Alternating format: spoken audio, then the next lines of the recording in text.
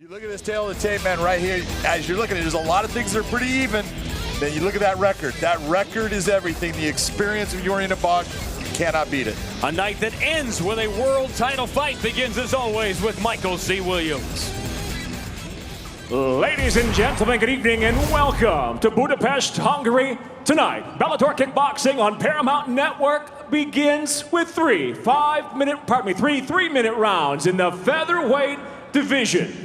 Introducing first, fighting out of the blue corner at 5'8", weighing in 144.5 pounds. Her professional record, 10 wins, 1 coming by knockout against 3 defeats. Fighting out of Athens, Greece, introducing Athina Efmorfiadi.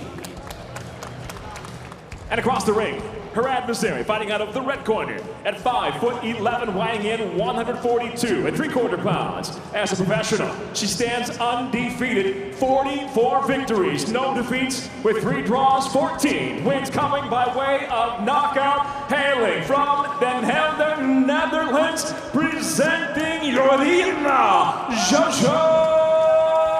Baars. In charge of the action, your referee, Dr. Dave Smith. You both know the rules: clean, fair fight, start to finish. Work out of your clinches, fight clean, listen to my commands, protect yourself. Touch them up, step back, good luck to you both. What is going through the mind of Athina Efmorfiadi? She's seen the videos, she's seen the pictures, she's seen everything, and now you're standing face to face with her. You're standing face to face and you're saying, man, I took this because this is an opportunity, and God, please just let me do well. Now, Jorina Baars, she is tired of people talking about the Cris Cyborg fight. You know what? Tough. Deal with it. Because Cris Cyborg has 3 losses in her life, essentially. The submission grappling loss, that loss in her first MMA fight, those were losses. The only one woman has ever beaten her, and it was an extraordinary performance for Jorina Baars in that fight. It was. From the start 4 years ago. And knocked her down 3 times in the fight. It just technically picked her apart. That's the thing about Jorina. Her technique is so good. She fights so long. She's got such a good teep kick that comes out, and she's just hard to deal with. Look at that movement just laterally. She doesn't go just straight back, moves laterally, takes away your ability to come at her. And at 5'11", uses the distance where she got Cyborg and where she's gotten so many. Just the front kick, because of her height, the height difference almost every time at her weight. She's 5'11", facing fighters who are 5'5", 5'6", 5'7". Exactly, and she utilizes that height very well. I'm really liking what I'm seeing out of Efmorfiadi right now. Look, she's taking good shots, but she's delivering shots back. She's being competitive. She's trying to open things up. That's exactly, that's how you can start to look towards winning the fight. Efmorfiadi took 2 years away from the sport. And she likes to say, get her head together. Decide if it was what she really wanted, because you have to be all in, especially if you're going to fight at this level. There is no doubt. If you're not 100% in, stop. It's not worth it. It's going to damage your body, and you're going to end up losing. There's no point in being partway in. You got to be full. Efmorfiadi's doing a very good job of coming back, trying to counter things that are occurring. I like what I'm seeing out of her, but the one thing that you're seeing, look at her feet. She's standing still. You don't want to do that with Jorina.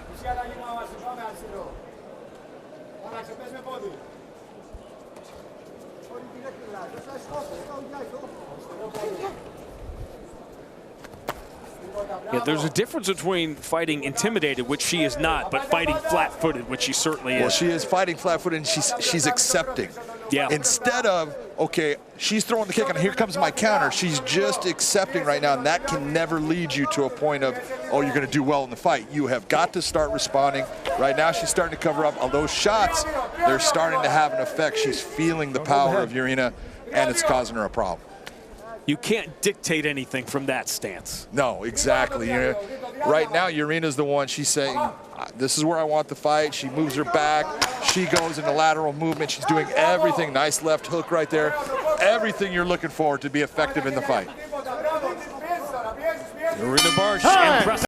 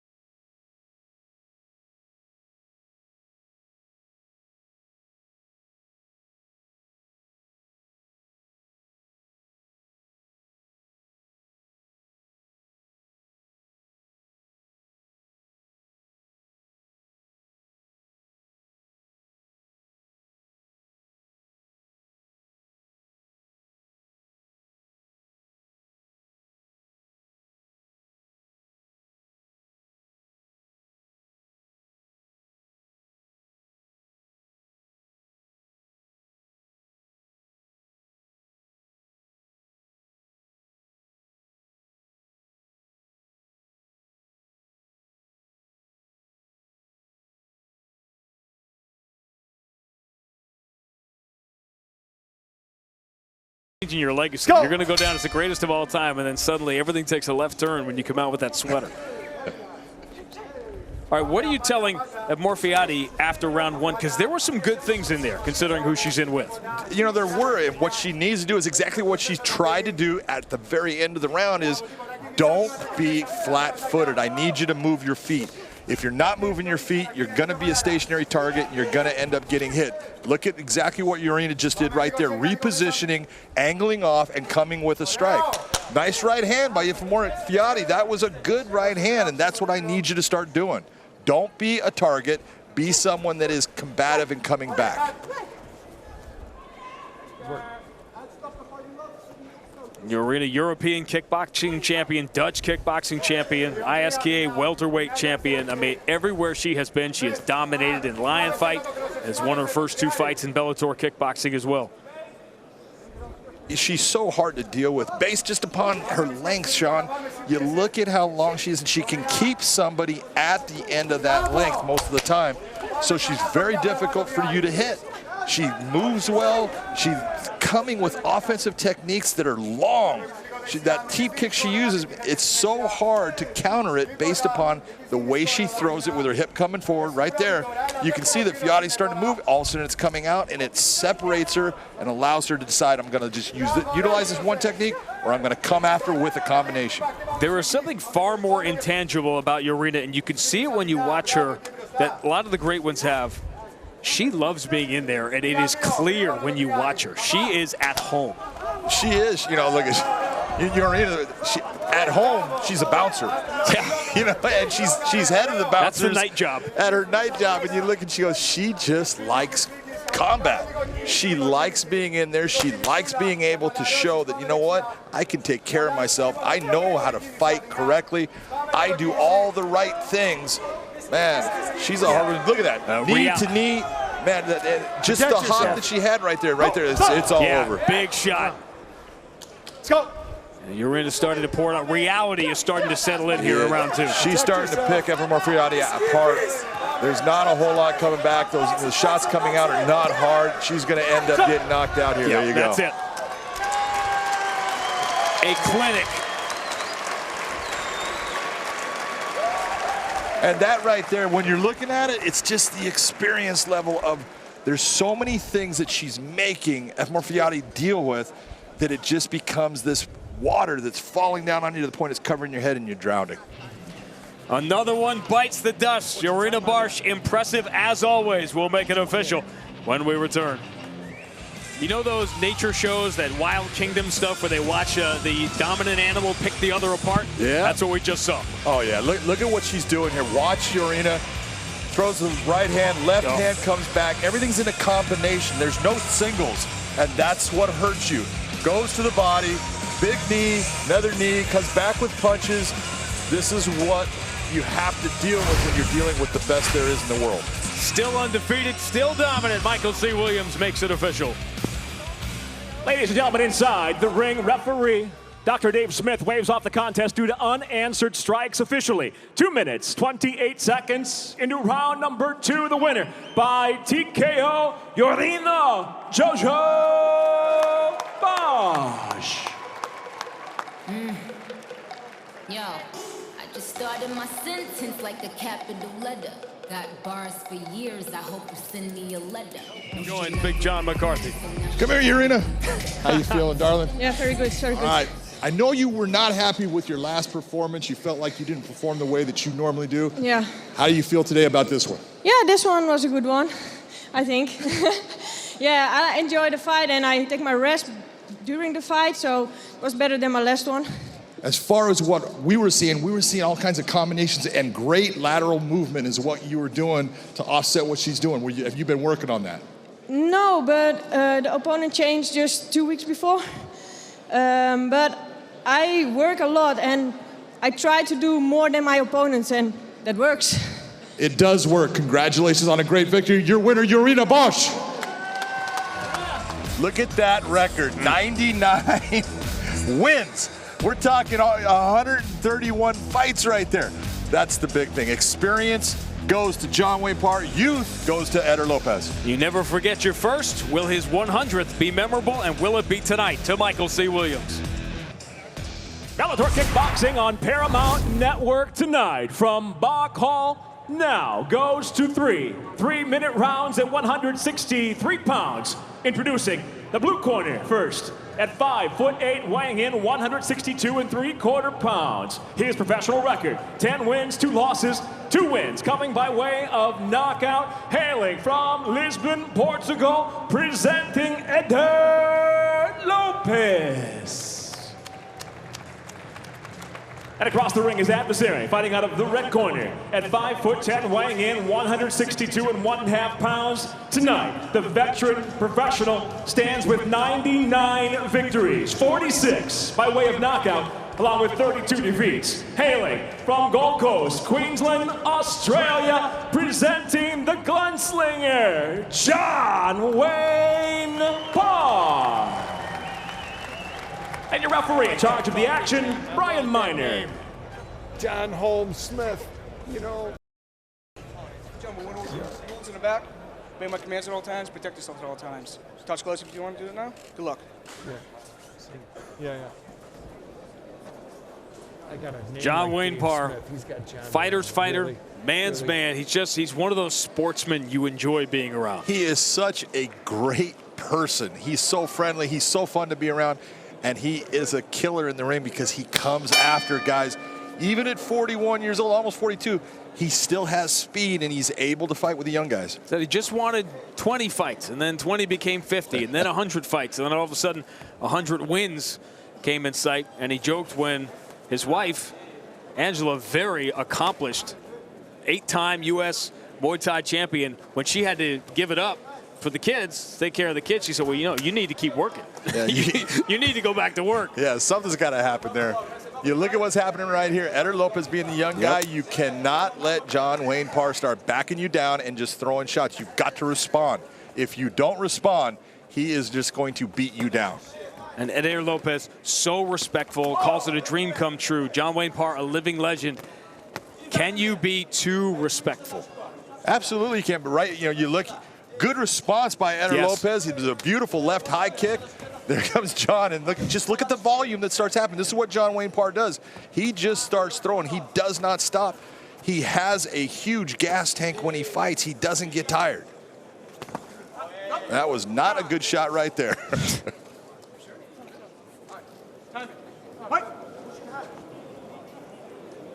John Wayne Parr relying more on his boxing as he gets older? He does rely on his boxing, but he throws a lot of kicks. The thing about John that's really smart, he doesn't throw power with every shot. He just starts to touch it. Even that kick right there, he threw it. He didn't throw it as hard as he can. He wants to start touching you and making you think about things, and then you're starting to think in the fight instead of actually react and do, and that's why he's such a smart fighter. He's been in the ring with legends. He has seen it all. He has done it all. Get Lopes aggressive. Lopes is being, you know what? He's starting to look, feel it in the fight where, hey, I've got to respond. I've got to do things. Hey, I can be in here with this guy, and that's what he's got to have his confidence. He has got to start responding and countering or actually being the offensive guy in this fight. There was that magic moment on the graph about youth and experience. When does inexperience versus inexperience become a disadvantage as opposed to youth versus age? It is dramatic to see a guy who was born in April of 1997, shortly before John Wayne Parr made his pro debut, fighting.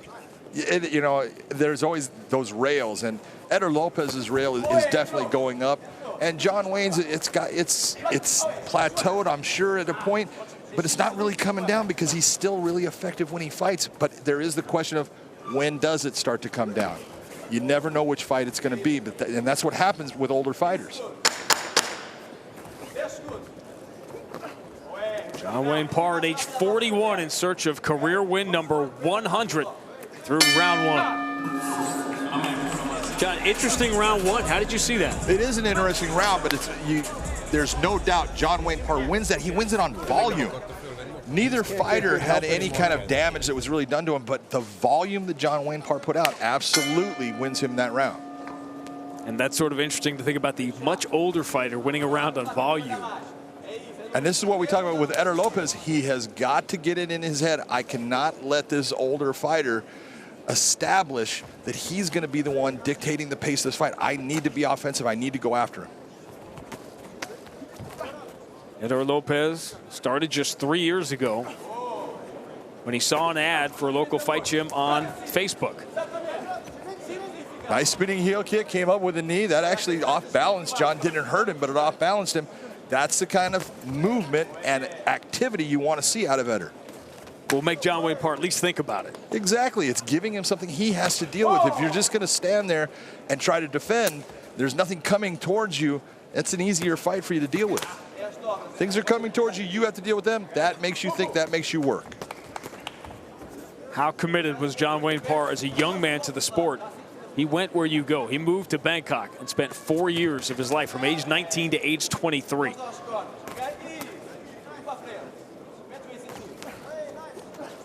You think about the time that John Wayne Parr has put into the sport of kickboxing, Muay Thai kickboxing. It's incredible how many fights he's had and how much time that he has been perfecting his craft, and the fact that he is now fighting at the age of 41, and he's doing it as well as he's ever done it. Now starting to open up a little bit again. More volume here in round 2.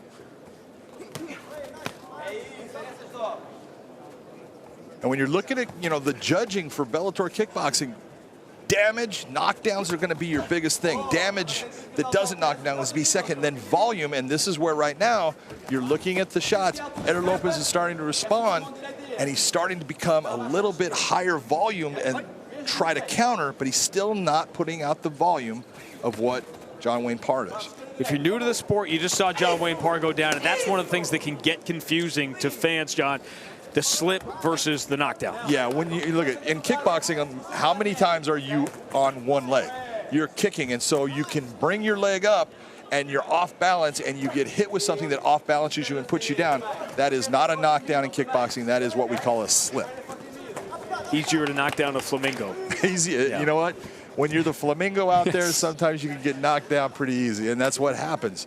But again, look at the volume that John Wayne's starting to put out there. Nice left hand, yes, 2 good shots from Eder Lopes.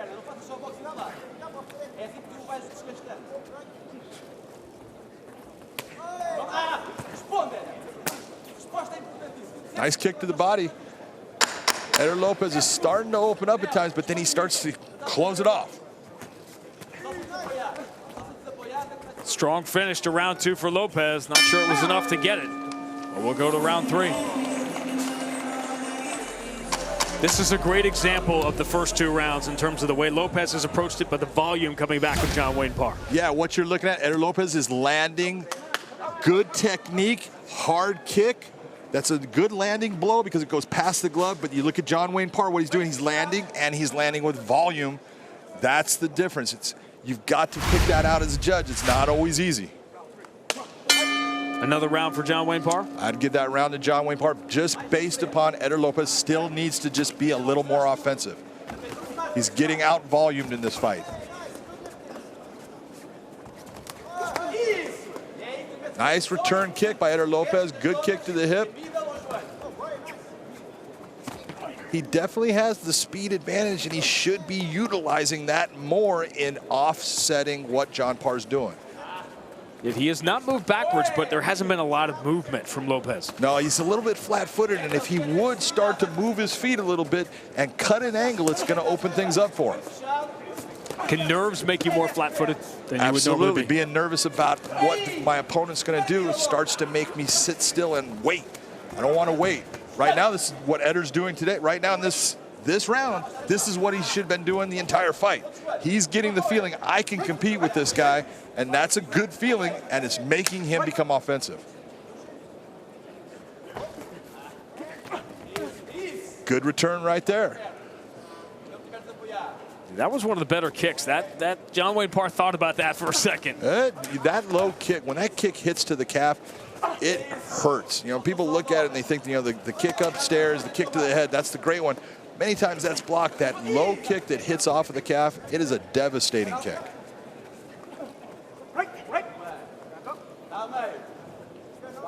I can see the effect of it. Absolutely. Watch the way he's moving. You can see that moving. left leg is stiff and heavy for John Wayne Parr right now. Let's see if Eder Lopes has the experience enough to take advantage. Good combination by John Wayne, and that's the big difference in this fight right now. One guy throwing combinations and one guy throwing ones, sometimes 1-2s. Lopes led. He threw another shot at that left leg. We're getting some good exchanges in here. Eder Lopes is throwing back. They're both throwing, and they're both throwing hard. Best round of the fight. Lopes has John Wayne Parr hurt. There's that leg again. Look what he's doing with that leg. That lower leg kick is absolutely like a baseball bat hitting off of your calf. It hurts, and it will make your leg feel like it doesn't respond. You can't even almost feel your foot when it's touching the ground.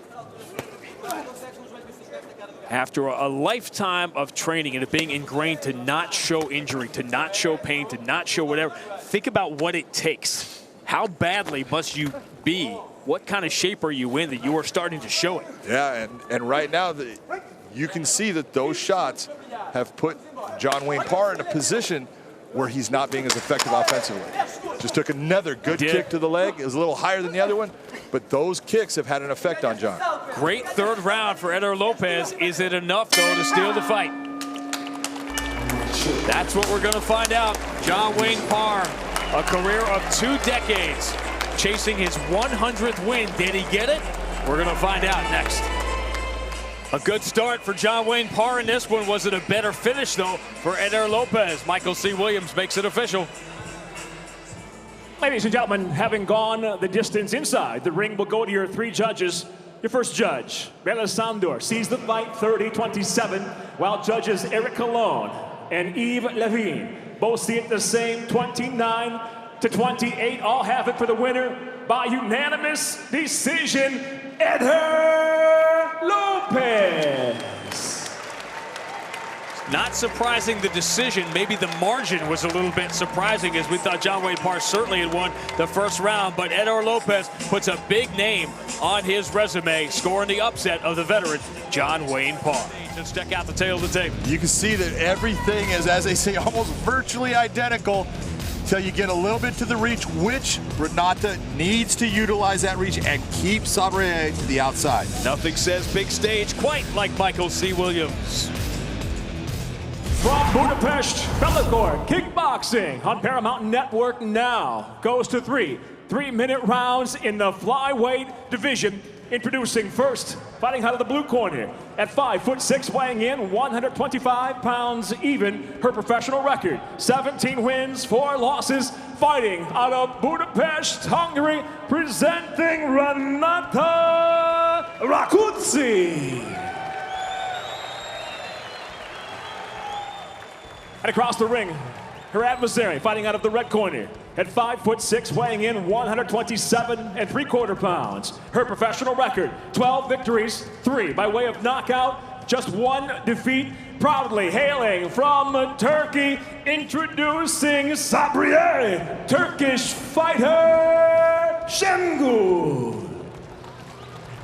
In charge of the action, your referee, Yves Levine.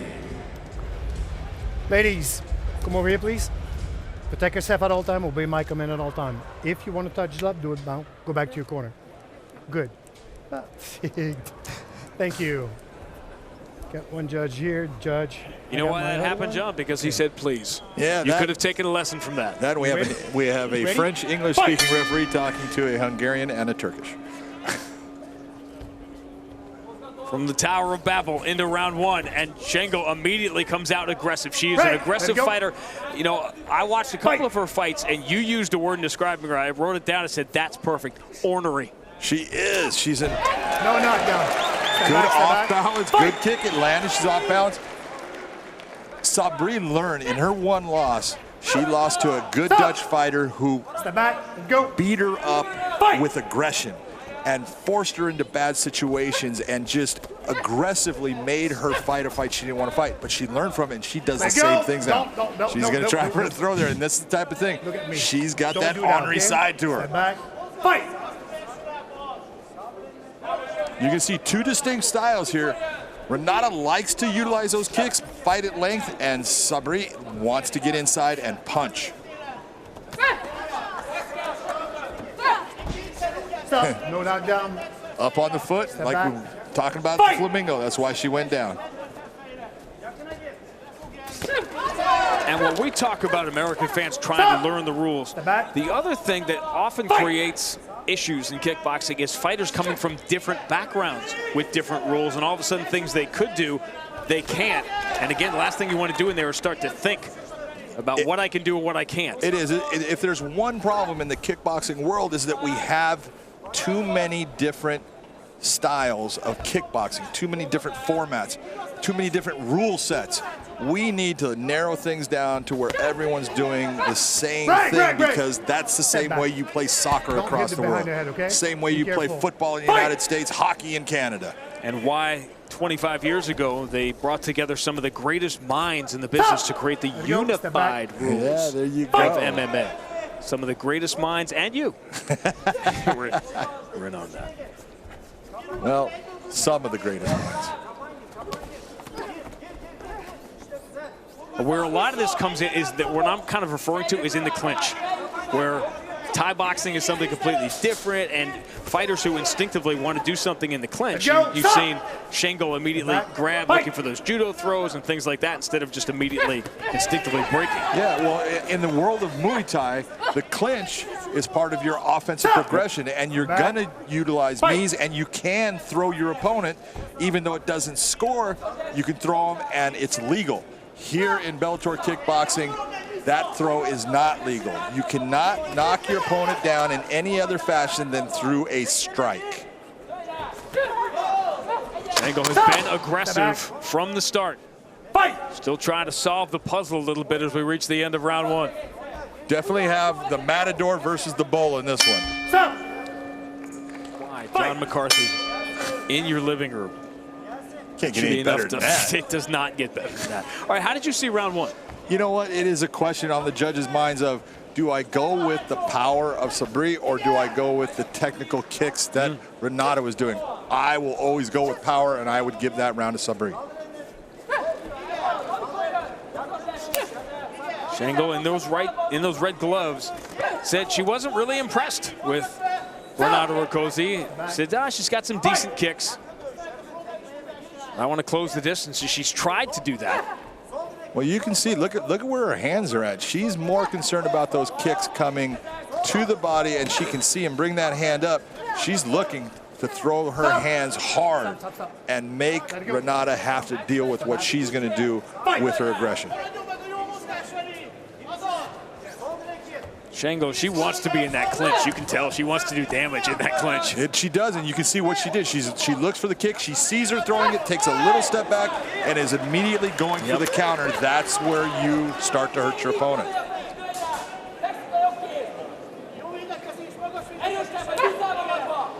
You can see that Renata, with her kicks, she's really good with them, but they're all starting to be lower and lower and lower because she doesn't want to bring that leg up because she is getting countered.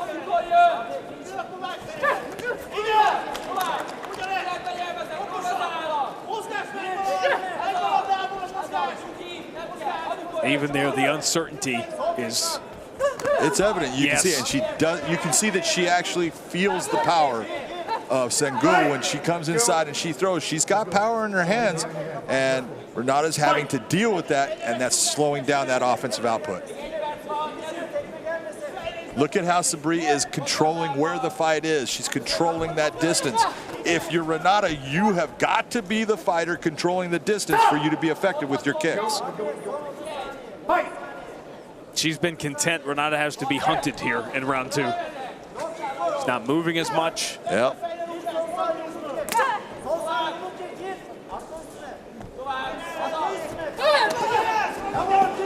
Again. Yeah, she's starting to feel the power now. And it's all in that counter. She's just waiting. She's waiting for her leg to come up and waits for that kick to go and steps in and throws that right hand, which she likes to land, and she's doing a good job of it.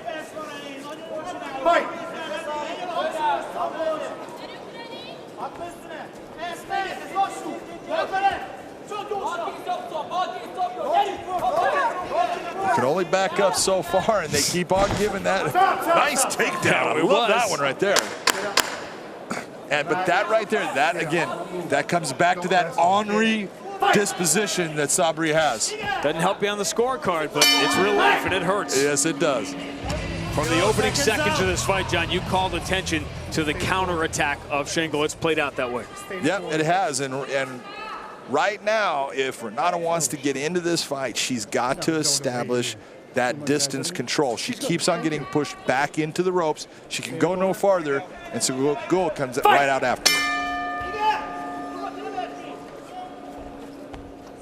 So how does Rakoczi sort of change the game here a little bit? She has got to utilize angles. If you're going to go after, take steps that are angling off, that when you throw that kick, you don't have Sabriye coming in a straight line toward you. You can see, look at how Sabriye comes right now, straight line toward her, waiting for the kick, and then coming up with her counter. She's trying to show different things now. She's trying to show a little axe kick, whatever, but everything is straightforward. You're right. Being linear is great when you're the one controlling the distance and what is occurring. When you're not, it's bad for you. See, she's done some damage at least. Again, waiting for the counter.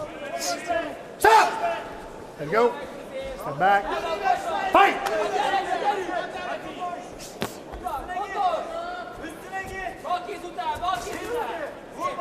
Sabriye keeps on trying to set up that big right hand, and it's like, don't give away the one thing you want to do. Utilize all the tools. If you utilize all the tools that are available to you, you're going to be much more successful. She's no longer afraid of that first shot, that first kick. So now she's just waiting. She got clipped there. She got hit high. She basically started to stop in this fight, man, and that's a mistake. There was almost a physical surrender to what she did there a second ago. Yeah, there was something that she looked off, and she got whacked. She left herself open for that over the last couple of minutes as she was gaining in confidence. And that should gain some confidence with Renata. She should feel good about that and start to go after her more. Don't let her back in this. She's starting to look up at the clock, trying to see how much time is left. That's telling you that rung her bell, that hurt her. Look at how she's going backwards all of a sudden. The fight has changed. Now she's still coming forward, but it's a lot wilder than it was earlier in the fight. Yep. Let it go. Fight!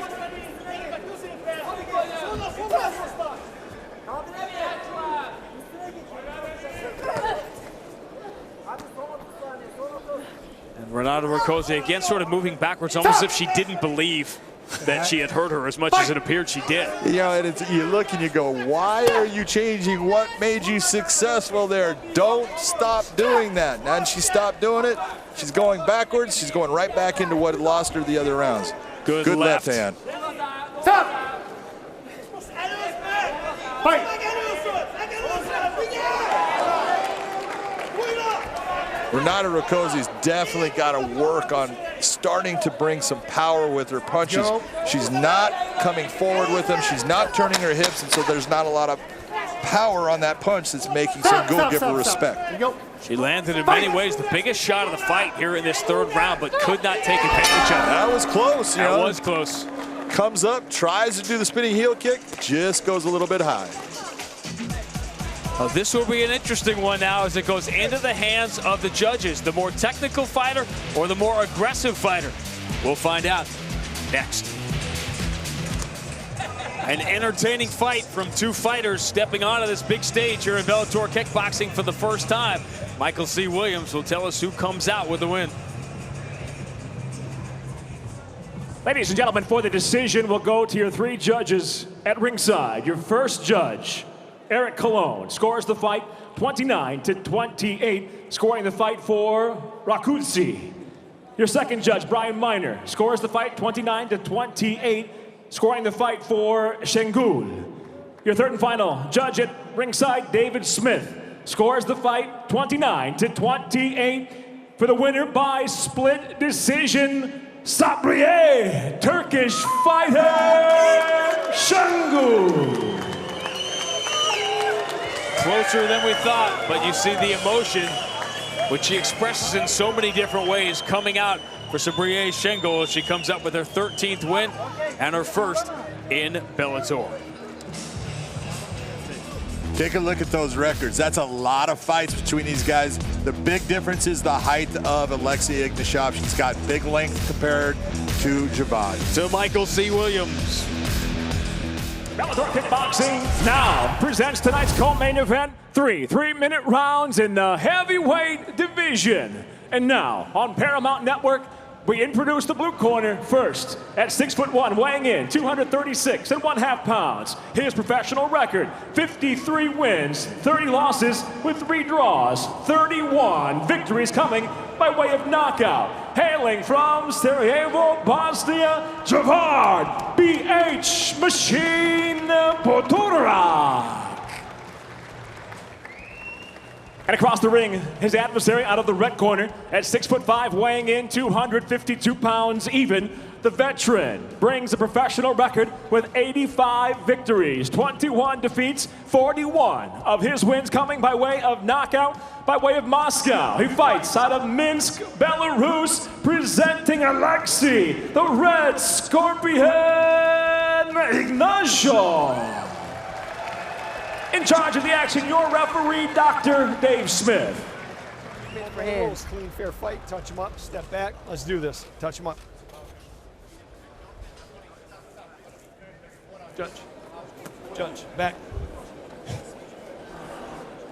Ready? Let's go!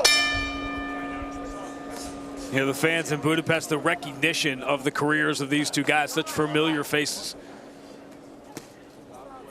Both of these guys have power in their hands. The one thing you'll see with Ignashov used to be a guy that really liked to clinch at K1 style and utilize knee strikes. We'll see if he's still that same guy. What is the hardest thing about coming back from a long layoff? You know, it's just the timing and the feel of everything. That timing is everything. When you're in there, you want to be the guy controlling what offense is being brought forward and when it is. And that timing of just countering what your opponent does, sometimes when you've been gone for a while, it just doesn't come back as quick as you think it would. Right now, you can see Djibril, standing in the corner, and he's waiting. You can't wait. You've got to be offensive. When he was asked about Ignashov and fighting him again, he said sometimes he sleeps and sometimes he's a tiger. You don't know which one you're going to get, and he's trying to figure it out here in round 1. You know, that's very true. It's a perfect statement. When they fought before, he lost in an overtime round is where he lost. And that should have told him, man, you know what? I can be with this guy. I can actually compete with him. He just needs to be offensive. Alexey Ignashov back home in the kickboxing ring. Next week, Michael Chandler returns home to St. Louis, and this is going to be a great main event in the Bellator cage. He takes on Brandon Gertz, Bellator MMA, presented by Miller Lite, Friday, April 13th at 9 on Paramount Network. Don't forget AJ McKee, 10-0 undefeated against Justin Lawrence, the American kid. Return of Baby Slice. That's going to be an exciting show. There are some good fights on that. Cannot wait to watch the Gertz versus Chandler fight. And you don't have to worry about converting your currency and trying to figure out how much the cab ride costs. Well, it is St. Louis. I mean, when you come on now. I thought we were going to be late today. Big John's trying to do the math on, well, this is 5,000 and that's 1,800. Like, I mean, too many big numbers for me. 106 fights is a big number. And you can see, look, there comes that knee strike inside that Alexey is known for. And he brings it really fast, really hard. But just take a look at his body position. Look where his head's at. Look at that chin. He makes himself a very hard person for you to go after because he defends very well. His hands are exactly where they're supposed to be. He keeps that front leg light. Dževad is going after him with kicks to the leg, and that's good. He needs to continue to do that. A feeling out kind of round 1 with two fighters that don't need to feel each other out. They went overtime in the first meeting. We head to round 2 next. On to round 2. Ignashov in the red gloves on the left side of your screen. Meanwhile, Poturak didn't take the stool after the first round. What does that tell you when you see it? What it tells you, most of the time when you're kickboxing and you're getting kicked to the legs, you do not want to sit down on that stool because as you stand back up, everything feels like it's starting to be tight and tear. You want to keep your legs moving. That's why you see guys not taking the stool in kickboxing.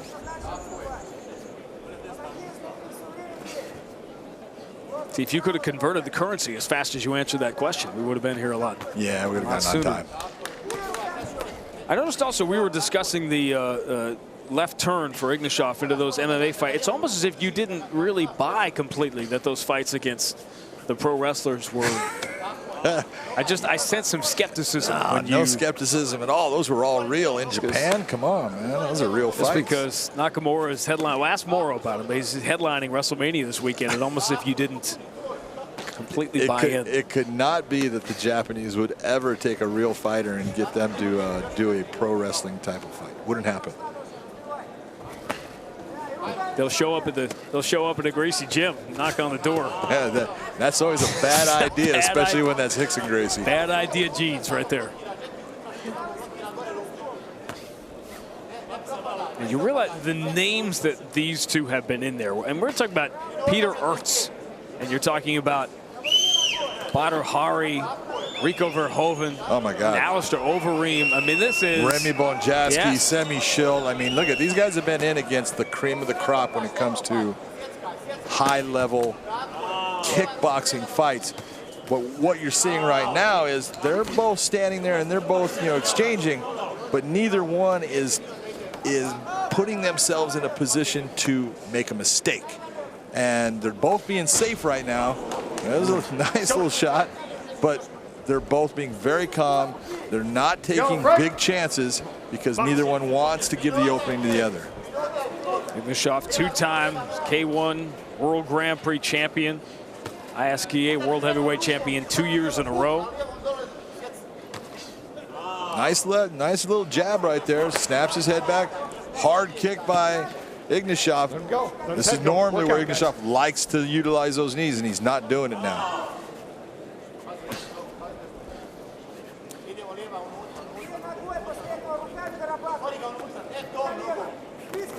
One of the things when you have a fight like this, as the referee, you almost want to tell them, hey guys, give the judges something to judge, because you know what? You're throwing stuff, but you're not doing a whole lot. Not a lot's landing in legal areas. So keep working has a lot of subtext, is what you're saying. It does have some subtext. Look, you can see the damage. You can see the welts now as a result of those strong right kicks by Ignashov. Getting stronger as round two goes on. Well, since we can take activity off the chart here, judging these first two rounds, how do you judge these first two rounds? It's tough. What you're looking at is that many times the judges are going to go, well, Ignashov is the guy coming forward. He's landing some decent shots. He's landing shots to the body, especially kicks, while Poturak he's landing a lot of kicks to the legs, but he's not being effective to the head or the body. So most of the time, the judge is going to end up going with Ignashov in those rounds. You'll be able to see the welts on the left side of the body of Poturak. Can judges be affected by that? Yeah, they can. Look, at visual is a lot, man. And when they see that, they know, well, it landed and it did some damage. It's leaving that mark. Poturak now opening up a little bit more, and this is what he needs to do if he wants to take this fight. He's got a really good left leg high kick that he brings up. He snaps it up fast. He needs to do that more. Almost as if he knew he didn't have 3 rounds at that pace in him. It's like, let me get here to the third, and now I can start to open up a little bit. And you can see the difference, especially in Alexey Ignashov. After the first round, he wasn't breathing hard. After one more round, big difference in his breathing pattern. Let him go. Let him go. Work out, guys. Two very familiar heavyweights to kickboxing fans around the world. The Bellator Heavyweight Grand Prix, speaking of familiar heavyweights, continues on April 28th. The last emperor, Fedor Emelianenko, back in the Bellator cage, and the Bellator debut of the former world champion Frank Mir as the Grand Prix moves on. We'll see who moves on to round number 2. That is a fight that I have wanted to see for so long. When one was Pride champion, one was UFC champion, we should have seen it before. Thank God Bellator brought that together. Matt Mitrione and Chael Sonnen have already advanced to round 2. Ignashov opening up with kicks a little bit more. Poturak needs to start throwing those hands. Don't wait on him. Nice high kick. The height advantage. He can land that.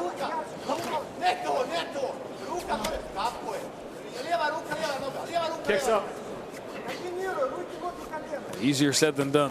Yep. Oh, yeah. He's able to bring those up, and no matter even when the glove blocks it, you're still feeling it. It's still rattling your brain. There's that knee inside. Ignašov's opening up. He's knows he's only got a little bit left. He's feeling all right. He's opening up. Poturak's starting to take more shots here.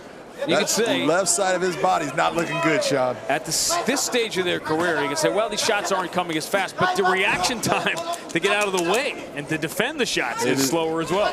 You know, you're looking for guys that are 40 years of age.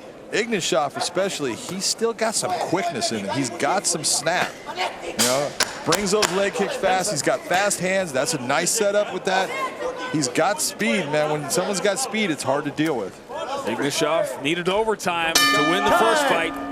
Did he get it done in regulation this time around? The two veterans, age 40, go the distance. Ladies and gentlemen, for the decision, we'll go to your three judges at ringside. Your first judge, Doug Crosby, scores the fight 29-28. He sees the fight for Poturak. Your second judge, Yves Lavigne, scores the fight 29-28. He scores the fight for Ignashov. Your third and final judge, Eric Cologne, scores the fight 29-28. He sees it for the winner by split decision, Alexey, the Red Scorpion, Ignashov. Tail of tape tells you one thing. Everything is very close. Look at the reach distance that Djibril has on Raymond. He needs to utilize that to push him back. Main event time, world title time, Michael C. Williams time. Ladies and gentlemen, tonight on Paramount Network from Budapest, Hungary, the time has come for the main event of the evening. 5 3-minute rounds for the Bellator Kickboxing Welterweight World Championship, sanctioned by the ISKA at ringside, supervising President Corey Schaefer. And now, first introducing the blue corner, at 6 foot, weighing in 168 1/2 pounds. His professional record, 66 wins, including 17 by way of knockout, along with 5 losses and 1 draw. Fighting out of Paris, France, introducing the challenger, Djibril Grizzly Ehouo.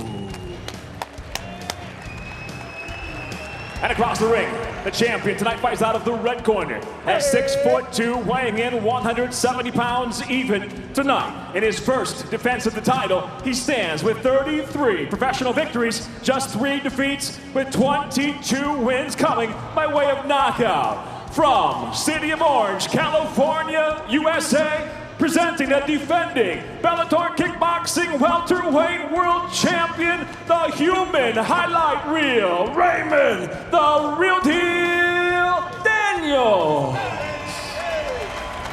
The referee in charge of the action, Brian Miner. Raymond. Come here. Gentlemen, for the title. Went over the rules in the back, protect yourselves at all times, obey my commands. If you want to touch gloves, do it now. Good luck to both of you.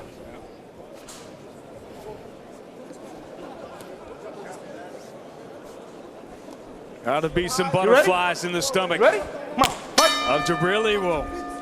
His dream can come true tonight. So many of you know the story of Raymond Daniels. And immediately, he begins the way nobody else begins. He begins the way that Raymond Daniels fights, and it's so hard to deal with. That's power that he hit him with. It knocked him down off of weight, hitting his arm. It didn't land in an effective area, but put him on his butt. That's the speed that Ray Daniels ends up. You could hear that one right there. That was not a good shot. Raymond spins with such speed that he generates power. And he generated power on that shot right there, and that's not something that feels good. And we talked about how just in the course of the fight, it's impossible to defend because you can't see it coming, and this is an unfortunate example of that. It is the way. It's the way that Raymond spins. When you're teaching someone how to spin to do a kick, one of the things that we do is we teach them as far as utilizing our arms to start to generate that spin. Raymond doesn't even do that. He has footwork that allows him to spin in a fast fashion that he's able to generate power, and you don't see the setup coming.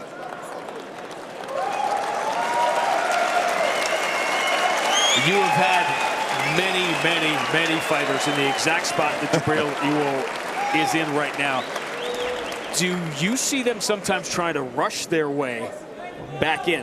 You would see that a lot, where it seemed like they just wanted to get back in the fight as opposed to maybe taking the 5 minutes that you had to spend as an official. Many of them do, and it's almost that sign of, you know, I don't want to show that I'm hurt here. I want to get back and get through this. And many times I would tell the fighter, hey, I want you to take another breath. I'm going to give you another minute. And it's not the fact that, you know, I'm trying to do an advantage. I'm trying to get them back to a norm. I want this to be an even fight, and I don't want them going out when they are not prepared to actually fight to their level of ability. Take a look at what happens here when Raymond spins. Yeah. He spins the little movement that you see Djibril moving off to his left. That creates where that shot lands in the groin area instead of landing where Raymond was targeting, which was that liver. And the uncomfortably familiar half-second pause between the contact of what you know is. There is that moment of I'm oh no, I'm not. Did that hit him? I think. Oh, yes, okay. It did. As Baars would say, that was right to the pills. So many of you know the story of Raymond Daniels, a police officer in Long Beach, California. That was his dream. But life changed when the mother of his son was killed in an automobile accident when his son was 4 years old. And you know, John, single dad, and those hours as a police officer, that did not mix. It was a no-go. No, and it's not. He had to change his life. Not an easy, you know, situation to be in. But I'll tell you what, Raymond he was so good with his son, and what he put his son, you know, did with his son and brought him to and made him part of. Son's now in the Marine Corps, doing great. Raymond's got everything to be proud of, the way he conducted himself, the way his son has. Well, his second career has worked out pretty well. Let's see if a second start to this fight works out well. That's, you know, just, you know, what you're seeing as far as the difference now. Djibril coming back. Look at him. He's now starting to push forward and make Raymond go back. That's a good sign of being offensive. That's a way for you to possibly get past what Raymond does. And really the only way anyone's beaten him. Yeah. You cannot let Raymond Daniels push you back and think that you're going to counter him and win the fight. It just doesn't happen. Nicky Holzken was a guy that had the most success against Raymond, and his big thing was just to walk him down quickly, forcing him into the ropes, forcing him in the corners, and then try to beat him up from there. One of the most disconcerting things in combat sports, he went for that spinning heel kick. Jeez, it's so fast. The result, it comes out of nowhere. Is how do you prepare for a fight against a fighter when there is nobody like him to spar against? How do you simulate what Raymond Daniels does when nobody else does it? You know, and there are few guys that do it. One of the things that you'll see, a lot of MMA fighters bring Raymond in when they're going to fight Stephen Thompson. Raymond has fought Stephen Thompson. He beat Stephen Thompson, but they'll bring him in. George St. Pierre, Rory McDonald brought Raymond in to see his style because they knew that it's something that they're going to have to deal with. He's worked with Sage Northcutt as well, and Raymond Daniels has had his eye on the Bellator cage for a while. It almost seems every time you check back in with Raymond Daniels, he's talking about that inevitable MMA debut. Raymond has fought MMA. He fought a long time ago in Strikeforce, and you know, look at, he didn't have a ground game, and that's what got him, and that's the difference between MMA. Raymond cannot do all the things that he does in the same fashion if you're able to take him down, because he's going to become more cautious. That's why kickboxing, he's so dynamic, because you can't take him down, and he can spin as fast as any fighter out there, and he generates power with that spin. He puts more guys down with spinning heel kicks to the liver than any fighter I've ever seen. 22 of his knockouts, 22 of them have come from that spinning heel kick. He calls it, it's my grand slam. Back up. Fight.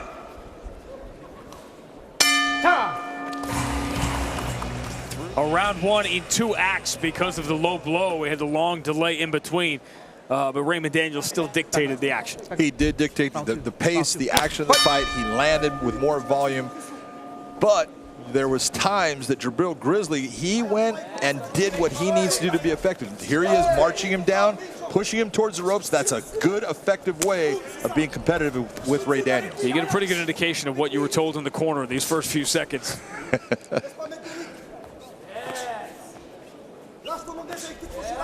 And you have to bully him. You have to force him backwards because the extraordinary way Raymond Daniels closes distance.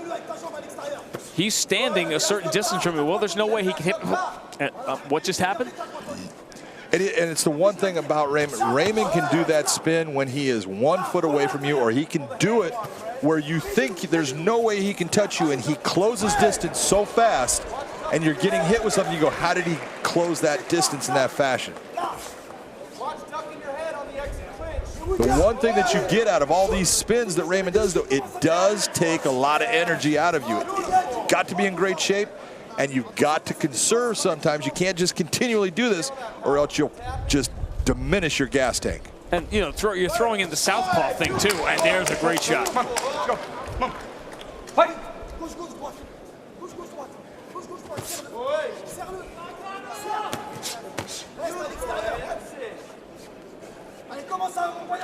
See, right here, when you just saw all the little sequence, you saw a couple, you know, lefts, rights, you saw the kick, you saw him come back with another right jab. Look at what Djibril is doing. Nothing. He's being nothing but a punching bag, no counters, nothing coming back. How do you expect to win a fight if that's what you're doing? You've got to be offensive. A wise man taught me in combat sports, you don't score points on defense. No, you don't, man. The whole thing of, ring generalship. Oh, there was someone that won a round and didn't throw a punch. Well, that was a bunch of really bad judges. You're going to be a losing general when it's over. You're going to be the Washington Generals when it's over. Look at that kick right there. Yep. Look at what he did and how he did it. That is so cool and so hard to do. I don't know how he does it in a fight.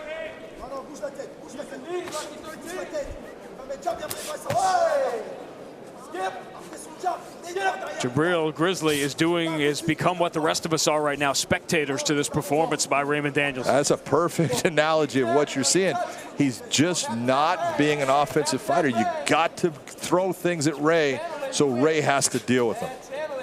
He's got something to think about. Right now, just a bad step. That was not a knockdown. Now Djibril Grizzly trying to take advantage of it. Had a good idea of trying to do a spinning heel kick himself, just bad timing. Big round for Raymond Daniels.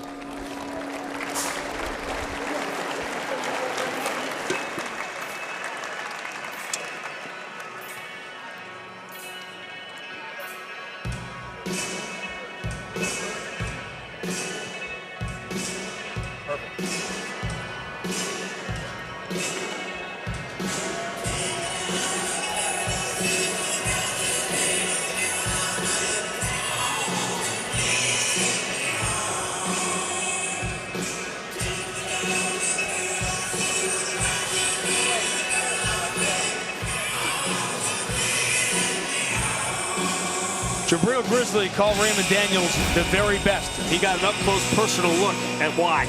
Yeah, look at this beautiful right hook right there. It's not a knockdown because Djibril's on one leg. It did hit him good. Beautiful spinning. You see that thrust kick come out. Man, that hurts right to the body. Beautiful, beautiful technique. Raymond Daniels is so impressive with the amount of technical skill that he displays. Beautiful right there. Beautiful right jab. It's not just volume with Raymond Daniels, it's variety. It is, and that's what makes you delay your offenses. You're worried because he's hitting you from so many different angles and in so many different technical fashions that you don't know what's coming next.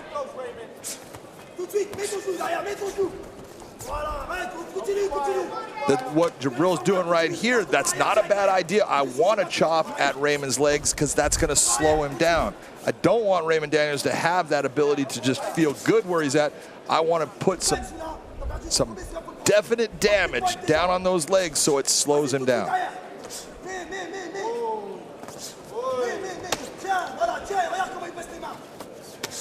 Leg kicks are finding a home. It's been better. The first 2 minutes of round 2, Djibril Grizzly was just standing around watching. Yep.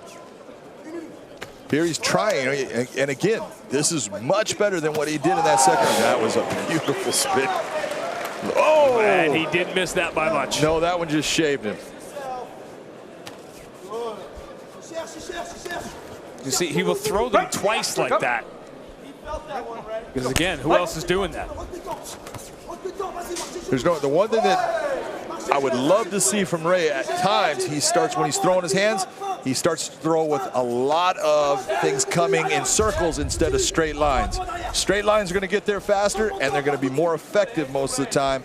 The big circles, they look good, they have a little bit more speed and power to them, but those straight lines are going to drop someone off just like you're seeing right there. Look, there he goes again. Raymond Daniels is an absolute animal when it comes to the spins and how fast he does it. When he is at his best, it looks like pinball. You know, it is.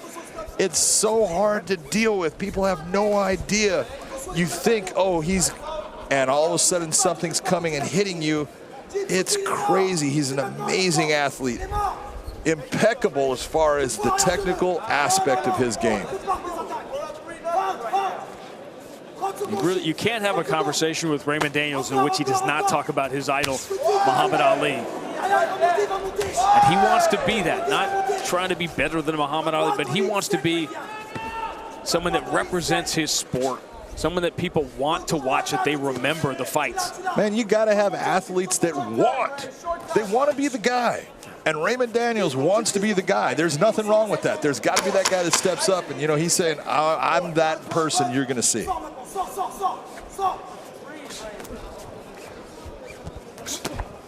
When you're looking at Djibril, that's a guy with 71 fights. 71 fights, 66 wins, and he's systematically just being dismantled by Ray Daniels. You've got to figure out a game plan to get after him. Look at what Ray does here. Look at that spin. Look at where it lands now. That glove came up, but that heel hit, and that affects you, man. You feel that. You feel this sting, this little buzz going down your spine. It is not a good feeling. But it only takes one. Remember how Raymond Daniels became the world champion with one shot that caused a cut?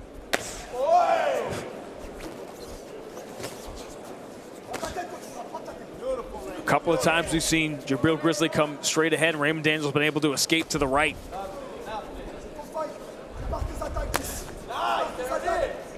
Djibril trying to come forward. I like what Ray's doing. Ray's doing, you know, he landing 1-2s, straight punches. He's not getting all on a bicycle and moving. He's standing his ground, giving some space so he can try to come in with a kick when he wants. Djibril's doing exactly what he needs to do, and Raymond is countering it in a very smart and effective fashion. Boy, he can make it look bad. Oh, that's the hardest part, man. You're doing what you do, and you're good at it. And this guy is just so different than everybody else that you have fought. Look at that head movement. That was a fast kick by Djibril. He brought that up well, and Ray gets his head just back to where it just grazes instead of lands with power. Speed kills. If you're going to ask anyone that has ever fought, man, what is it that scares you? And I'm telling you right now, it's speed. Strength and size, that's not a big deal. It's when a guy hits you with something that you don't see and you go, what just hit me? And you don't know, there's a problem. And the margin for error at this level is so thin, and it works both ways for Raymond Daniels because the head movement you're talking about buys him that extra split second on the other side. Yeah, and the technique like you just saw, he brings up the knee, but he doesn't just bring the knee, he follows it up with a 1-2 off of it. That's the difference between a winning fighter and a guy. Oh, big right hook. And you saw Raymond Daniels earlier he was knocking him off balance with the kicks, and the kicks have kind of gone away here. And as soon as Djibril Grizzly's trying to defend those, that happens. Yep. Brings up, you know, he changed exactly the way he was fighting from round 3 to round 4, which again starts to throw you off. And now coming with straight shots with his hands. There's a nice spinning heel kick, one to the body. I'll tell you what, Djibril's a tough dude because he is standing in there taking some big shots and still trying to come forward. You see how fast he backed up as soon as those arms came out. And that's the difference. Ray right there, he wasn't even trying to kick, and that's the difference. You see how he set up that kick right there. It's the same kick, but one, he's kind of dictating and showing, I'm going to throw him by moving his hands out. And when he wants to really land it, doesn't move his hands out to spin it all. This is the showman part of Raymond Daniels, too. He is way ahead in this fight, but he's still, if the opportunity is there for that highlight finish, he's going for it. That's what winners do. That's what champions do. I need to finish. I'm not here just to let you stay with me. Last round. He has done a really great job of being tough and staying with a guy that he just has a problem with the speed and the technique that is brought to him. He's more of a traditional Muay Thai fighter, and he's used to guys doing kicks, roundhouse kicks, things like that that are coming at him in almost straight times fashions, linear fashions. He's not used to this guy that is taking angles and creating problems off of those angles and then bringing offense that's hurting him. And they tell little kids when you first give them a coloring book, you know, stay within the line. Raymond Daniels doesn't stay within the lines. You know, it's that whole thing of, you know, think outside the box. Raymond Daniels dances outside of the box. Everything the whole time. he lives, he fights outside the box. Yep. Oh! How did he do that? You look at that and see that's not normal. A guy catches your leg and most guys are thinking about balance. You know, let me get out of this. He's thinking of, I'm going to attack. You see how he rolls with the punch there? That punch lands, but he's rolling with it so it doesn't have the effect. That one landed with more power. Shot. He won't try He won't go after him. fist. I love it. There's no giving that man. No. He is a tough dude, and he's trying. He belonged on this stage. There's no doubt about it. Big straight left hand landed with power.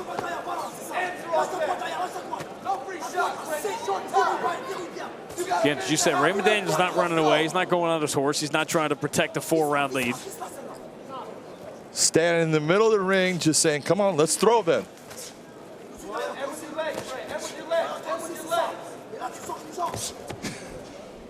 He does that so well from distances that we normally do not see guys doing a really effective spinning heel kick.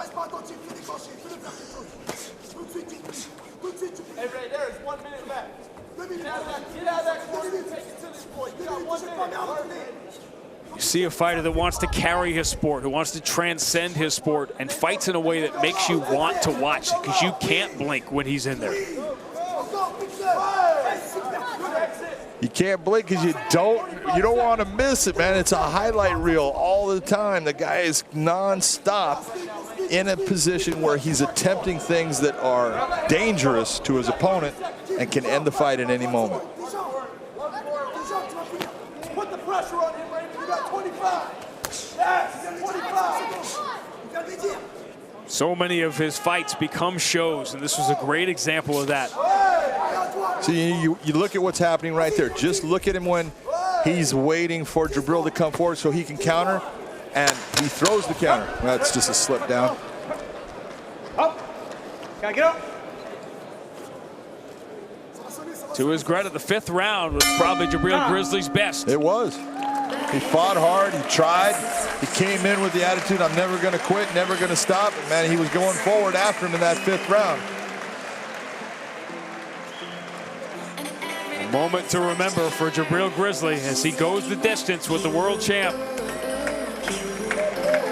You are seeing something special when you watch Raymond Daniels. It's, you know, there's certain people, just the way they do it, whether it's they're a pitcher in baseball and the way they throw the ball, you know, Tom Brady in football. Raymond Daniels in kickboxing is something special to watch. Official decision. We go to your 3 judges at ringside. Your first judge, Doug Crosby, scores the fight 50-43, while judges Dr. Dave Smith and Eric Colon both see the fight the same, 50-44. All have it for the winner by unanimous decision. and still Bellator Kickboxing welterweight world champion Raymond, the real deal, Daniels. 7-0 inside the Bellator Kickboxing ring. And another display that transcended the game. Raymond Daniels, the welterweight world champion. With his opponent, Djibril Grizzly, and now with John McCarthy. Now, before we even get started, Big John. I tell you what, congratulations on defense of that title. You did some techniques in there that we just don't see guys doing in kickboxing. How is it that you spin so fast and so hard? First and foremost, as always, I like to give glory to God because through him all things are possible, and he's the one that blessed me with these skills and ability to come out here and perform. Well, John, I'm a martial artist, and it's about a lifelong journey and continuously practicing those techniques, not until you get them right, but until I can never get them wrong. So I'm able to throw it off of whether I'm on balance, whether I'm off balance, they're able to come from any direction on my opponent, and that's what keeps them guessing. That's your second defense of your Bellator title. Who is it that you want next? You know what, John? I'm a sport karate martial artist. Let's focus on the last word, an artist. This ring is my canvas, and anybody in the world that wants to come and test me in this Bellator kickboxing ring, I will paint you as my next masterpiece and broadcast you all over Paramount Network. Let's hear it for the champ, world champion Raymond Daniels. Both guys young as far as competitive systems, but the age difference is your big factor here. To Michael C. Williams. Ladies and gentlemen, tonight, Bellator MMA here on Paramount Network presents 3 5-minute rounds in the middleweight division. Introducing the blue corner first. At 5'11", weighing in 184 3/4 pounds. His professional record stands at 2-3 by way of Turkey. He fights out of Hamburg, Germany, Mehmet Yueksel.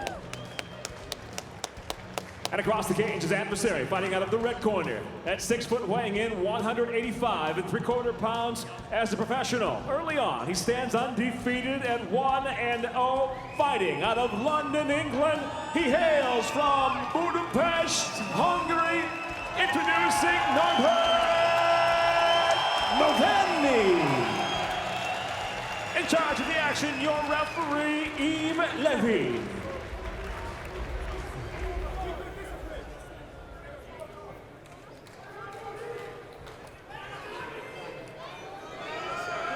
He's got the Gronk look, man. It's like a young Gronkowski.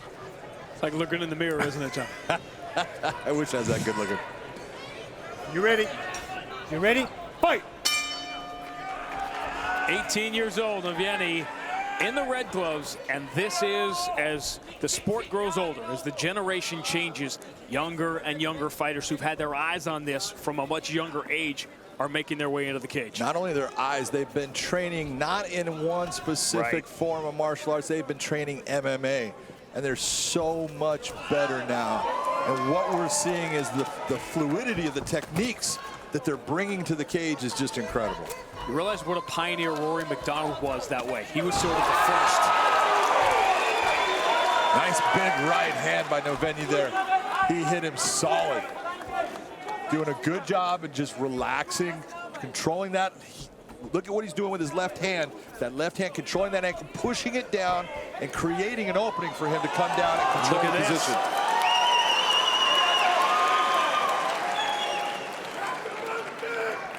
For young, and he knew that's an experienced move there. I don't have it, so I'm going to move on. And this is what we're talking about. Young fighter, but doing really mature actions in the cage.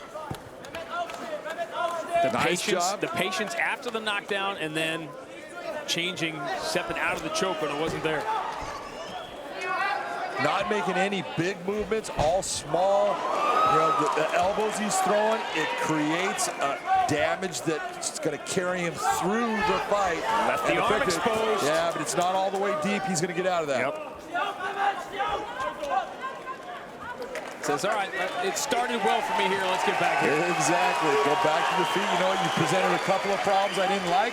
I'll put the fight where I think I'm better. It is a marvel to me to see these younger fighters, to see James Gallagher unaffected by the stage, in fact, thriving on it. You know, that's what they're doing. Look, see, now he's saying, nope, I don't want you I'm on the good ground. up here. And he's utilizing, the one thing I don't like, don't be too cocky as you're walking away. You don't take your eyes off of your opponent. You want to turn, but still look.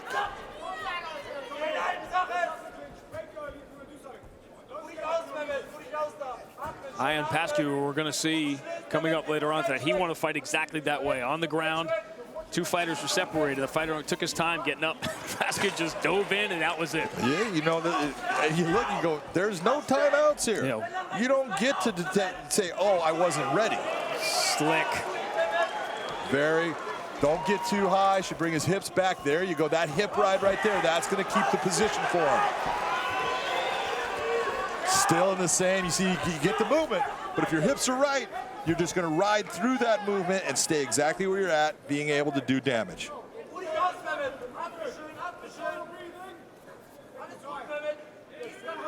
Novenyi right here, he wants to take that, he should be taking that left leg, bring that knee up towards the armpit. It's going to help control the position for him, make him more solid and allow him to slow down in his ability to control the fight and decide what shots he wants to pick.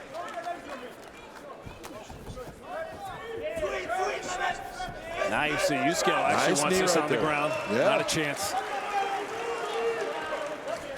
It's funny because there's times when Novenyi, he's bouncing in a way that you go, that's not under control. And then there's times he looks like Dominic Cruz in there, utilizing footwork. You go, man, for a big kid, he's moving really well. This time he uses the jump knee to try to set up the takedown. Beautiful switch. Yes. Come on the back. He's doing some really cool things for an 18-year-old kid.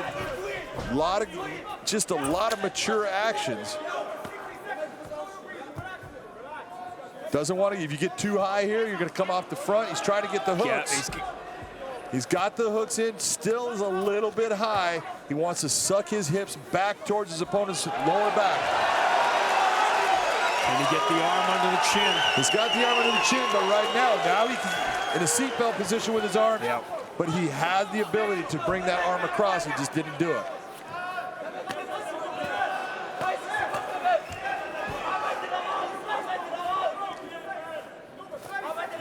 Really impressive first round in our first look at Norbert Novenyi.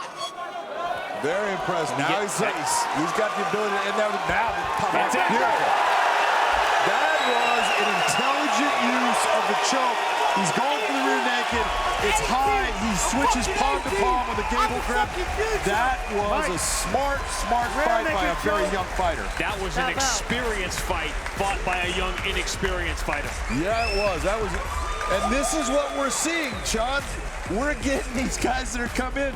They've been doing MMA. Yep. You know, they're the group that, they were born during MMA. They were here for the beginning, and now those actions they took as kids are coming into the cage and putting on fights like that. Be a veteran in this sport. Don't look over your shoulder, because these guys are coming. And that's why you retire. You start seeing that stuff, that's when it's... Larry Bird saw Chris Webber and Shaquille O'Neal coming. He said, it's time for me to go. Yep. You know, look, you can only hang so long when they have speed, they have strength, they have technique now. Man, the only thing you can hope is they don't train. Look at that. Palm to palm with the choke. It's much more pressure based upon that instead of the guy reaching up and grabbing that lock hand, that palm to palm grip. That's a lot of strength. That's what you see Fedor Emelianenko do when he gets what we call the Fedor or short choke. It's painful and it's powerful. Michael C. Williams makes it official. Ladies and gentlemen, inside the Bellator cage, the tap comes by way of a rear naked choke officially. 4 minutes, 42 seconds into round number 1. The winner by submission, still undefeated, Norbert Novenyi.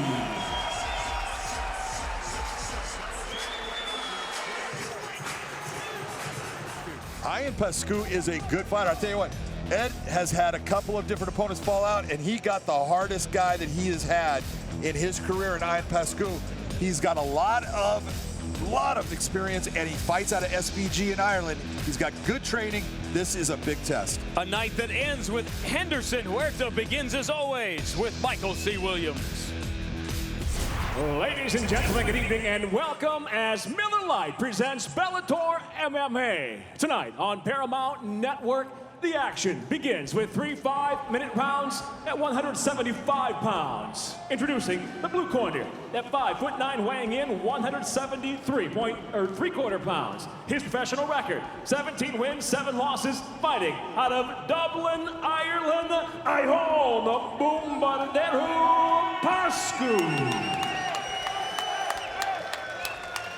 And across the cage is adversary, fighting out of the red corner at 5'10", weighing in 174.5 pounds. As a professional, he's undefeated at 4-0, fighting out of Fresno, California, USA, presenting easy, Ed Ruth. In charge of the action, your referee, Kevin McDonald. All right, guys. Out. Kevin's got plans.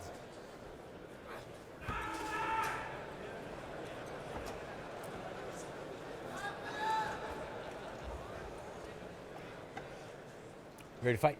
You ready to fight? Let's go. Ed Ruth fights generally have not lasted that long. No, he has absolutely dominated all of his fights. He got put down in his second fight, kind of changed him up a little bit. But the best part of what he's doing is he's learning with every win.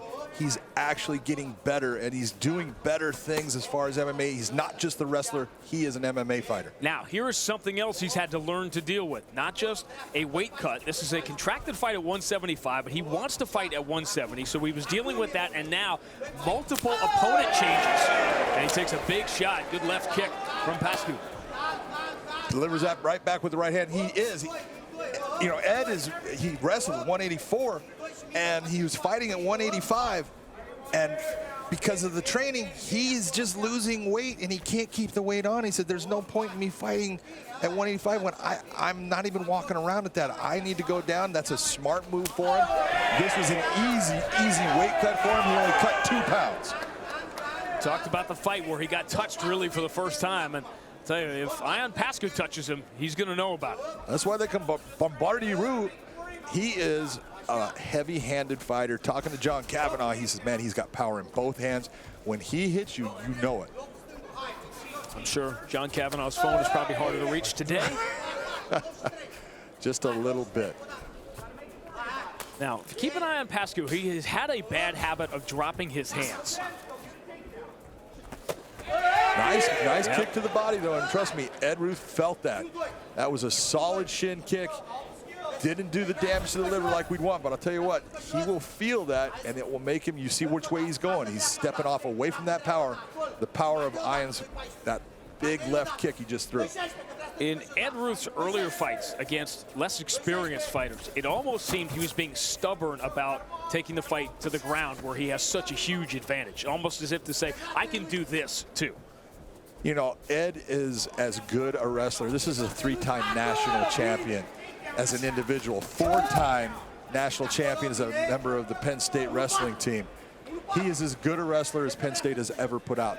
136-3 in his career there. But he wants everyone to look at him like he is an MMA artist now. He's not just a wrestler. He thinks wrestling is a martial art, but he's going after the jiu-jitsu. He's going to competitions there, and he's trying to show people, look at, man, I will stand with anybody. And right now, he's standing with Ion. The one thing he does do, he does keep his hands low at times, and you know, all it takes is one, especially with those little gloves. One hard shot with the guy that's got the power that Ion's got. See right there, even his position. Instinctively to the single leg. But good job of, hey, I'm down here, you came into me, I'm gonna utilize technique. This is smart and good heavy shots. Look at the balance and the base that Ed Ruth have. That comes from years of his wrestling, and it's just natural to him. It almost seems in the last couple of years, and you referenced the Pan Am BJJ championships that he competed in, it's almost as if MMA to him is like this candy store. Oh, I can do this, I can do this, I can do this. It is a candy store to him. You know, there's guys out there He just hit him with a beautiful right hand. That rattled Ian. But there's guys out there, man, they're just warriors. They're competitive guys that they love that competition and they can't live without it.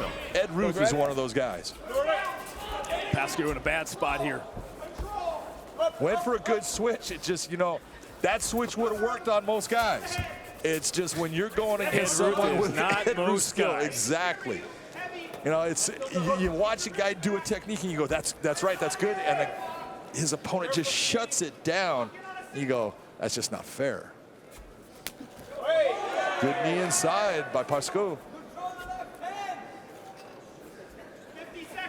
Bomberman, as you can tell by looking at him, very powerful. 9 knockouts. He has gotten better as he has gotten more experience. And obviously, when you mention John Kavanagh, you see the training, and that takes you to a different place. It does. Man, that was some 2 beautiful uppercuts. Dirty boxing. The way that he's doing that, God dang, Ed Ruth is looking good because Ian Pascu is a tough fighter. And you can see it affected him. Look what he's doing. Look at it. Every step since has been backwards. Look at this. For the takedown. And again, it's hanging on for dear life. Now, are you just sending a message when you're doing that? Like something else to think about. Can't tell you how frustrating it is when you do a great technique and it doesn't work. Stop. Clean right. The best part is you know who's coming up and what fights are going to happen. Do you watch your fights over again? That you Always. Just to see how good you look? Had nothing, boy, I knew that wasn't going to happen. So, but you know, the thing is, you want to look and say, I always want to improve. I always want to see, is there something that I could do better? And going back, you'll see those things. That's where Ed Ruth is right now, because there's so many things he can do better, and yet he has still been dominating. Man, I tell you, I cannot tell you how impressed I am with Ed Ruth and what he's doing. He's calm. He's not pressing, but he's creating a pressure that is so hard to deal with. Pascu's he's fighting a good fight. He's just fighting a guy that's just a next level athlete that understands the different aspects and how to apply them in the sport of MMA. He's starting to carry himself like he's the guy. Yep. Still does carry his hands low at time, and that always scares me. Pascu has done some good things here. He's done some great fighting, man. The things he's doing would work against most guys. It's just Ed Ruth is a different level athlete. I know that's hard for people to understand, but you watch him and how easily he's transitioning now in the different forms that he's utilizing. The way he's using his kicks, the way he's setting his hands up, and then when he wants to change the level and get the takedown, the pressure he creates, everything he's doing, man, he's so good. I'm so impressed by him. People in Europe watching Pascu here are probably not even recognizing him because he spent more time going backwards in the first 6 or 7 minutes of this fight than he's probably done in the last 2 years. Yeah, he's the guy, if you watch him on tape, he goes forward. And you see what he's doing because, again, he's dealing with someone. He's going, God dang it, I can't stop this. And it's a feeling when you're the guy inside, it's overwhelming, and it feels like this wave that you can't get your head above water to grasp that breath of air. It feels like Ed Ruth's pulse is not going up. It's not changing the way he is carrying himself. You know, when you're the guy in control of that pace and that position, and you can say, I can work at this level for a day. And that's the way Ed Ruth is fighting right now. He could keep going for 10 rounds doing this the way he is. Pascu, you look exactly what you just saw. Not that, you know, he's hurt there, but he's starting to work at a pace going backwards that he's not comfortable with. And that's when you're going to start to make mistakes. Again, you're probably thinking the same thing you heard John say when you watch Ed Ruth. Those hands are just a little bit low. They are. You know, these are things that, you know, until you get caught and it affects your ability to win the fight, you think, well, I've done it all the time and it's okay. I feel comfortable doing it.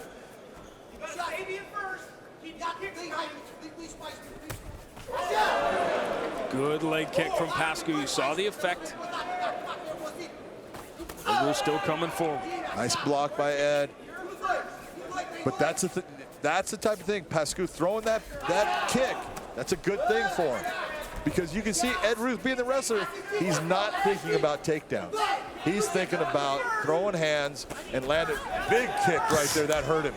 I'm telling you right now. That wobbled him, he's wobbled. Yeah, it did. That kick, and he just came right back with it.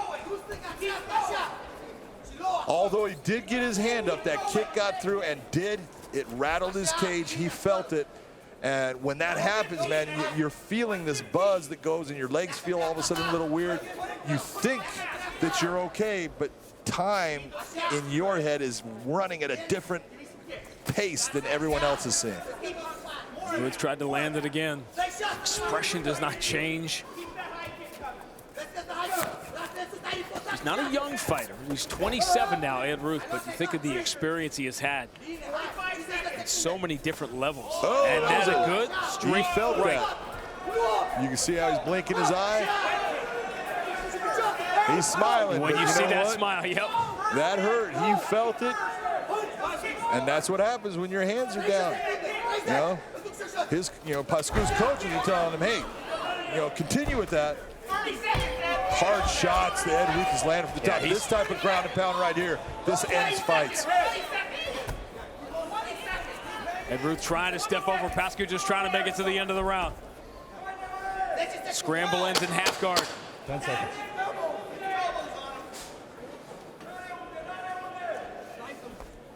Some good moments through 2 rounds for Pascu, but he's in at a different level right now. Nice inside leg kick. That's a super effective kick, and trust me, it hurts. That's a good job by Pascu. But here is that end of the round sequence with Ed Ruth. Look at the big shots. He gets that nice, what we call a collar tie, and he starts landing that punch. Your head's going nowhere. It hurts. First 2 rounds to Ed Ruth? Yeah, there's no doubt Ed Ruth has taken both those rounds. But this is the first time Ed Ruth has come into the 3rd round. And again, the level change from Pascu. Dangerous game to get on the ground with Ed Ruth.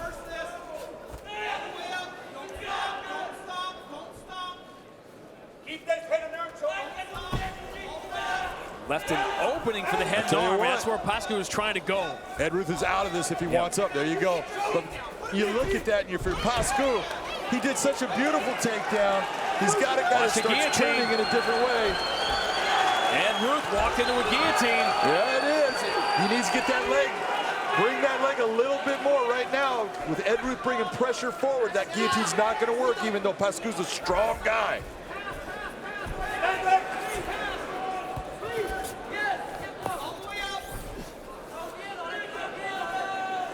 Again, right with what he has right now, Ed Ruth is not in trouble with that guillotine. It's not going to work. His head's out. Because he stayed forward, as you said. Exactly. A great wrestler, a champion wrestler, Darian Caldwell, got caught by Baby Joe Timingler the same way. It didn't go forward. Well, he allowed Baby Joe to extend him backwards by the use of his legs, and that's what Ed Ruth didn't allow Ian Pascu to do. He didn't allow him to push him back, which was going to create that pressure. But they're a great example of Darian Caldwell getting even better and even more dangerous because of a loss. And Ed Ruth, we talk about this all the time. You don't know what you don't know when you're unbeaten. Till it happens, exactly it. And a lot of times, you get to that point, I don't think anyone can beat me. And trust me, everyone can lose. The sport of MMA, it only takes one little mistake and you can lose. Guys. It's going to happen to everybody. Come on, 3 minutes. 3 minutes. Everything here. Look at that Beautiful pass right there, but good job. See Pascu getting that. He's getting that beautiful butterfly hook, trying to get him back. He's back to a half guard, but that was really impressive. Pascu was not going to settle for him passing on him. If you're John Cavanaugh right now, you got to be really pleased with this performance. This is a step forward performance for Pascu. He has improved so much from his time being in Ireland and what he's doing now. He's not accepting anything, and that's what you have to look at and you have to be impressed with. He's been put in bad spots.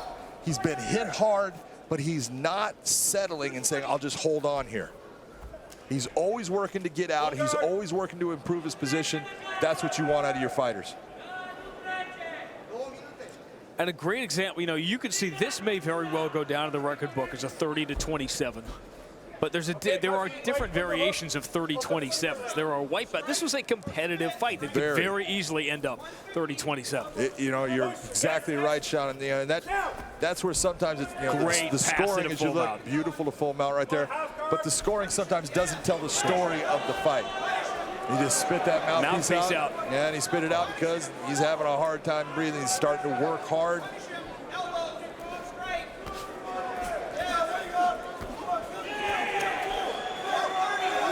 And Ruth trying to finish this fight. We'll see if this one's going to end up going to a decision. There's the first warning from Kevin McDonald, and Ed Ruth almost gave up full mount there.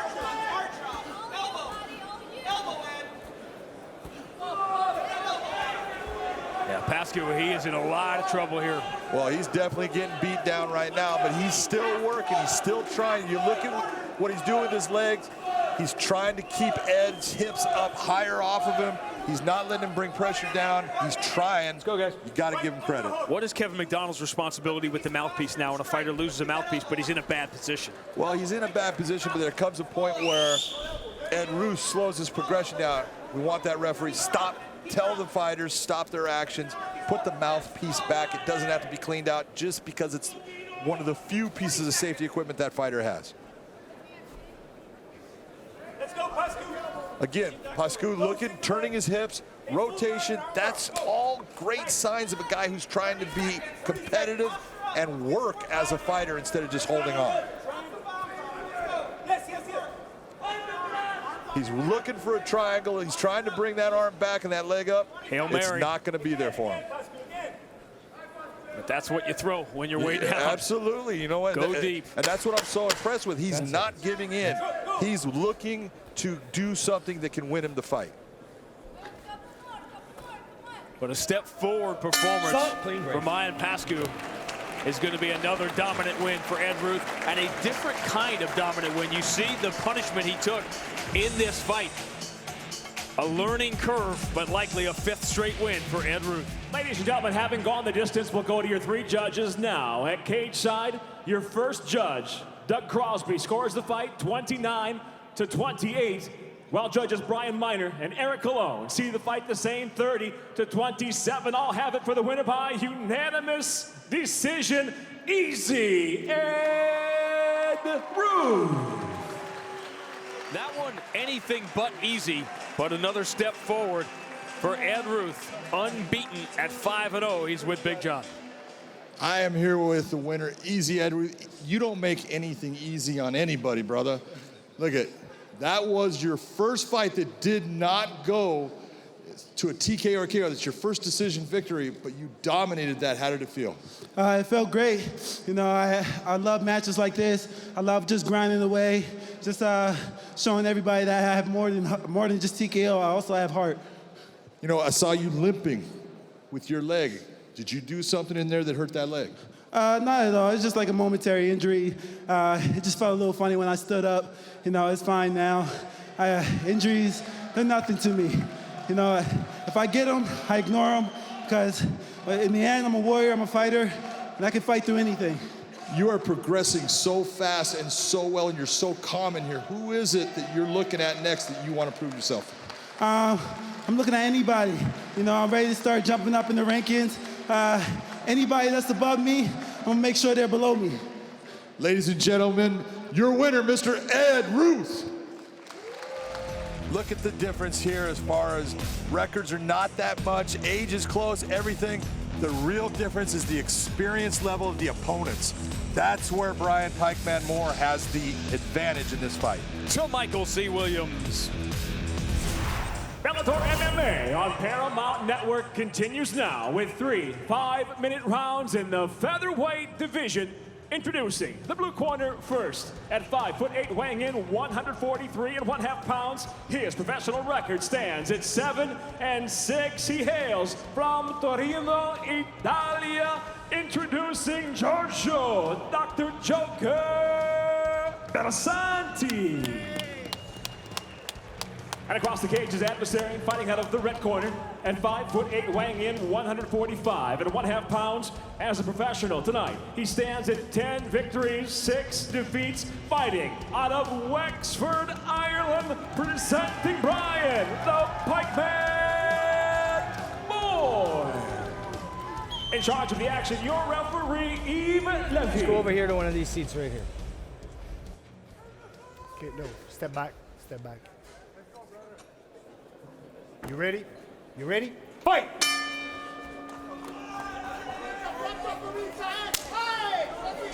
For round one, Belsante opens up quickly. Now Brian Moore, before This fight's going to be done if he allows that. Oh, Belsante walked right into that. Yeah, he did. He got hit with a stiff hand right there. You look at what he's doing to hold on. This is going to give him some time. This is smart fighting, Belsante, even though his bell is rung. Moore hit him with a tremendous shot. And a nightmare to get hit like that with that much time left in the round. That's a long time to try to survive. It is, and you know what he's doing right now is holding on a little bit. He's giving some angle that's making more work to try to continue to keep his hips square with him. Moore right now, if I was him, exactly what I'm going to gain some space and bring some strikes down to keep that brain rattled. Brian Moore is not a knockout fighter. He's a pressure fighter that has won most of his fights with chokes. So you know that's what he's thinking right now. Both guys, you know, at the beginning of this fight, Moore got hit with a shot that he felt, but he set his feet, and that shot that he hit Belsante with, that would have put a lot of people out. You could see that it stung him and froze him for a short moment. Let's go, guys, work. Yves Levine has dropped the please and thank you, by the way, as we've moved on. Yeah, now he's in MMA. It's completely different. It is.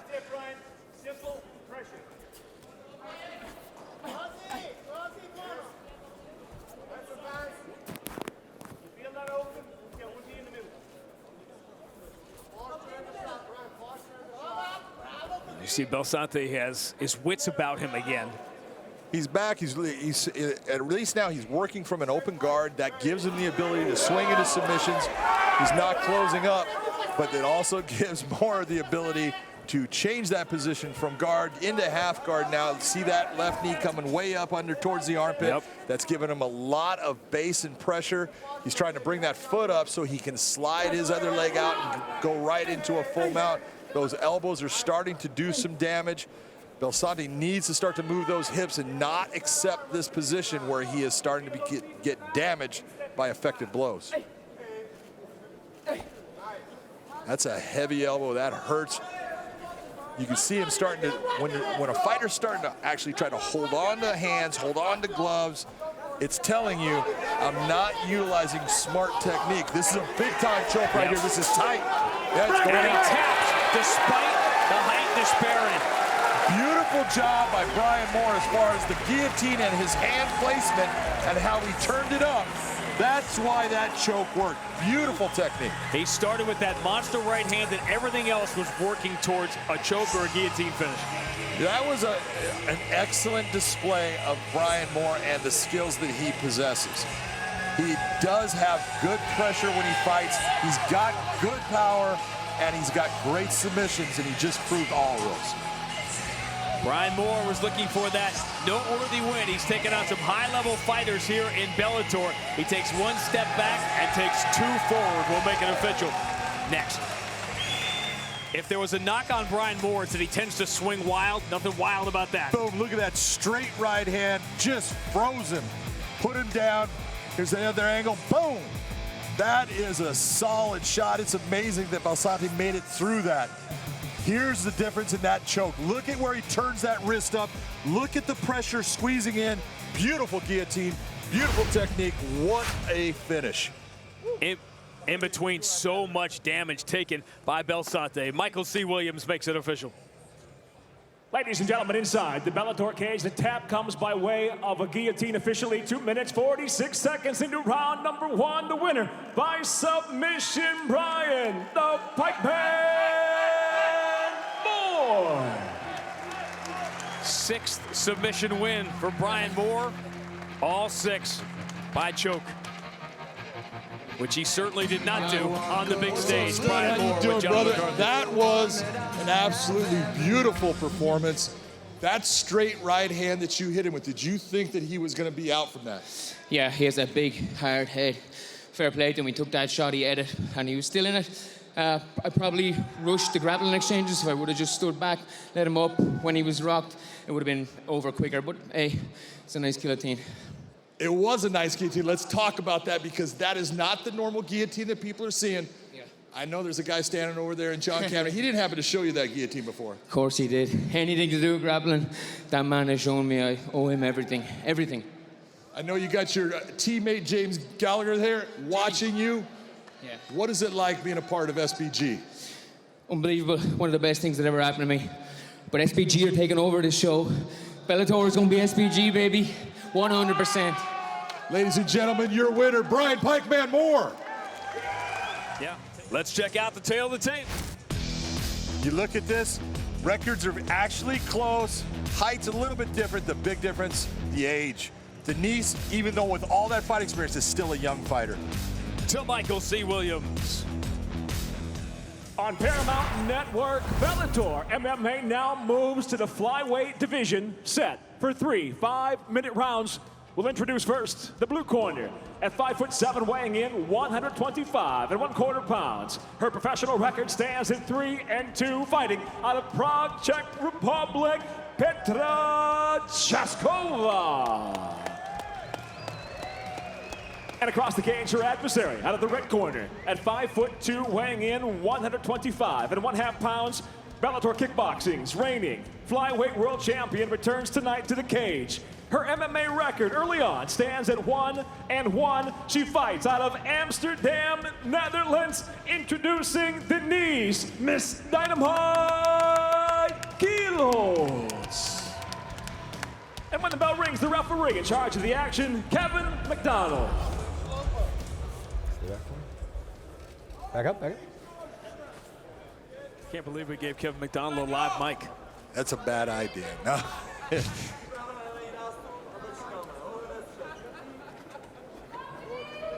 ready to fight? You ready to fight? Let's go. The suddenness of the victory in the last performance was eye-opening. Because some of the top flyweights had trouble with Jessica Middleton.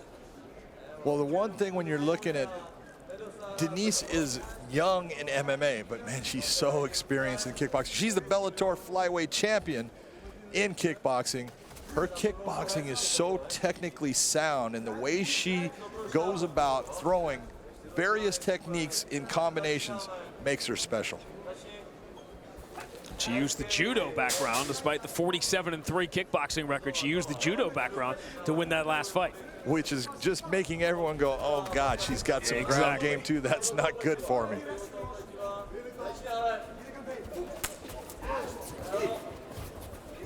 Denise very comfortable in the clinch. This is where the throw came last time. And it's the same type of head. It's a variation of a head and arm, gets into the position. This is very similar to what you used to see Ronda Rousey doing. Yeah, exactly. Using right. a Kezakatami with that judo technique, getting to the top position, right? Good job of saying, you know what, I'm not going to sit there and try to get myself out over the top. I'm going to sit back, let go of what I have, and now start to maintain position and do damage. She might have been able to step over there if it wasn't for the fence. Yep. The one thing that I saw out of all of Petra's fight, Petra will do everything she can to win. She will bend the rules. She will grab the fence. She will do these things. And right now, if she's smart, she's going to take that right leg and hook it over the hip of Denise Kielholtz, which is going to help get her position. If you're not cheating, you're not trying? I guess not. Now, keep in mind, when you hear her warn about the fence, you got to think of the fence, even though we can see through it, as if it's a wall. You can't use your toes or your fingers to grab a hold of it. You can push off it as if it were a wall. Yeah, Denise right now is trying to, she's looking for the same type of submission she had in her first fight in Bellator. But she needs to think about the positioning of Petra. She's not on her back, she's on her side. That means that she can have the ability to change this position quickly. There you go. And nice, take that with you. Nice little right hand that puts her right down. Stop. Don't you wish some of the fighters listened to the rules the way I listened and learned them from you, about the fence and all that? Sure would be nice. Of course, there are a lot of fighters that know the rules. Knowing the rules and following them are not the same thing. As you said, sometimes if you're not cheating, you're not trying. You see how slow these shots from Chaskova are to develop. That one got through. Next week, Bellator MMA. Back stateside, Michael Chandler's back home in St. Louis. Will not get to fight for the world title, but he will fight Brandon Gertz. This is going to be a great one to see. Bellator MMA, presented by Miller Lite, Friday, April 13th at 9 on Paramount Network. And A.J. McKee tries to stay undefeated next week against Justin Lawrence. Really has had a nice renaissance, a nice second stage of his career. He caught John Teixeira on the wrong night, but gave him one incredible fight. It was a very close, very tough fight. Justin Lawrence has just improved. He was the kid. He was the guy that everyone was saying this is going to be special. And he ran into some hard fights and he got into some trouble. He has come back. He has reestablished that he is a very difficult fighter to deal with. And he is going to be the hardest fight that A.J. McKee has ever had. And you know the tendency, you know, fans will be, oh, he lost a couple of fights. I'm gonna turn my attention somewhere else, forgetting when the guy's 23, 24 years old. And John, there's going to be more of that now. The guys are starting so young. There is, and you cannot expect people. Everyone's going to develop at different times, and sometimes it takes just more time, more cooking in that oven of training that is going to put that fighter in the thing. Denise Kehoe's doing it. She's just sitting here trying to work on counters. She's waiting for Petra and countering everything she has. Watch your fingers. Close them up. The head movement of Kielholtz and the slow developing shots of Chaskova is a mismatch it's here. It's a bad combination if you're Petra.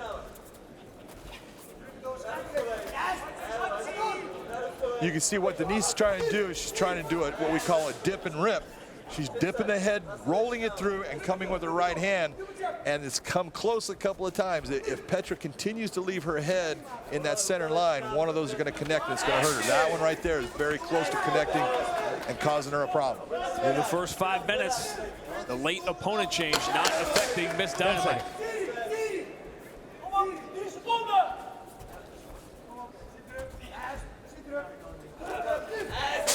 Stop. Over here.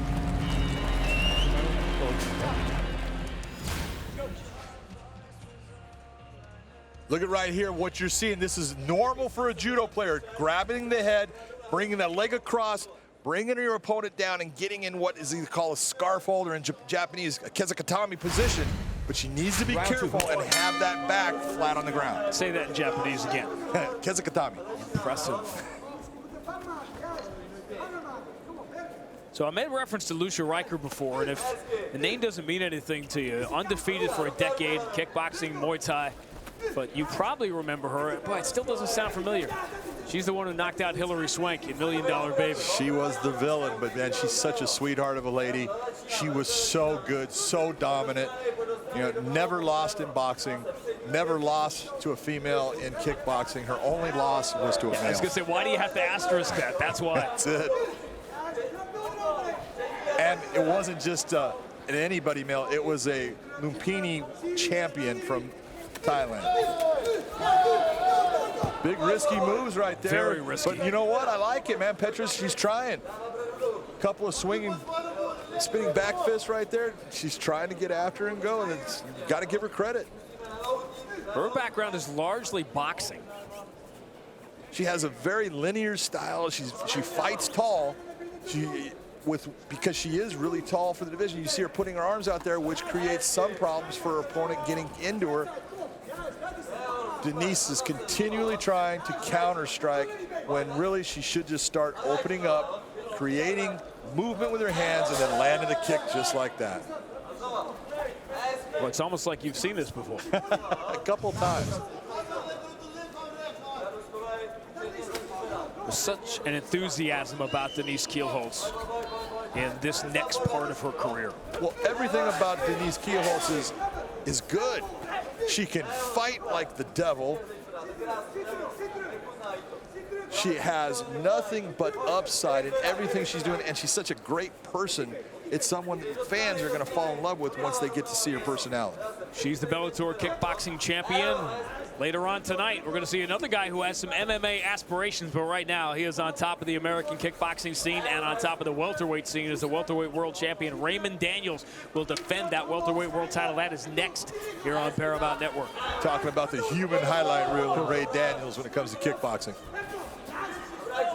Don't you think something's wrong with the vertical hold on your TV because he's just constantly spinning.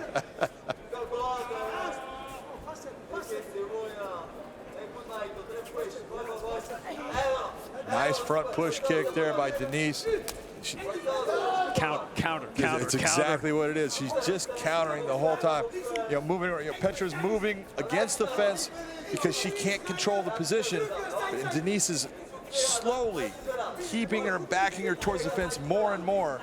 I expect Denise to start opening up with a couple of combinations which are going to drive her into the fence, and from that point she can decide if she wants to continue with the stand-up or grab her and start to take her down and put her into another position on the ground. We saw this with Ed Ruth earlier, and yeah, you see a difference in skill levels. But that last-minute opponent change, and Lena Ovchivnikova is a very specific fighter with very different skills. Yeah, from Chaskova. And very different styles, and that's really when you're working out and you're scouting someone, and you look at the style of what Lena does. Her stand-up is very polished, and the way she enters in is a polished way. Petra doesn't have that polish on her. She's more of a stiff and almost awkward fighter at times, and sometimes that can throw you off. Nice spinning, but good job by Petra. Good job by Petra to continue on, get that throw.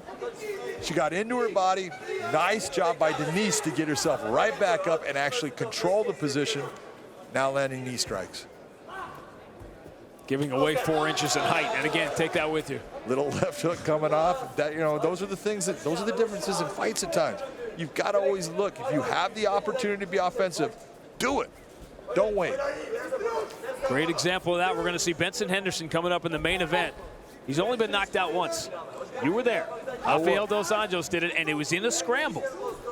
It was, and look at, if you talk about a guy that's resilient and durable in a fight, Benson Henderson is it.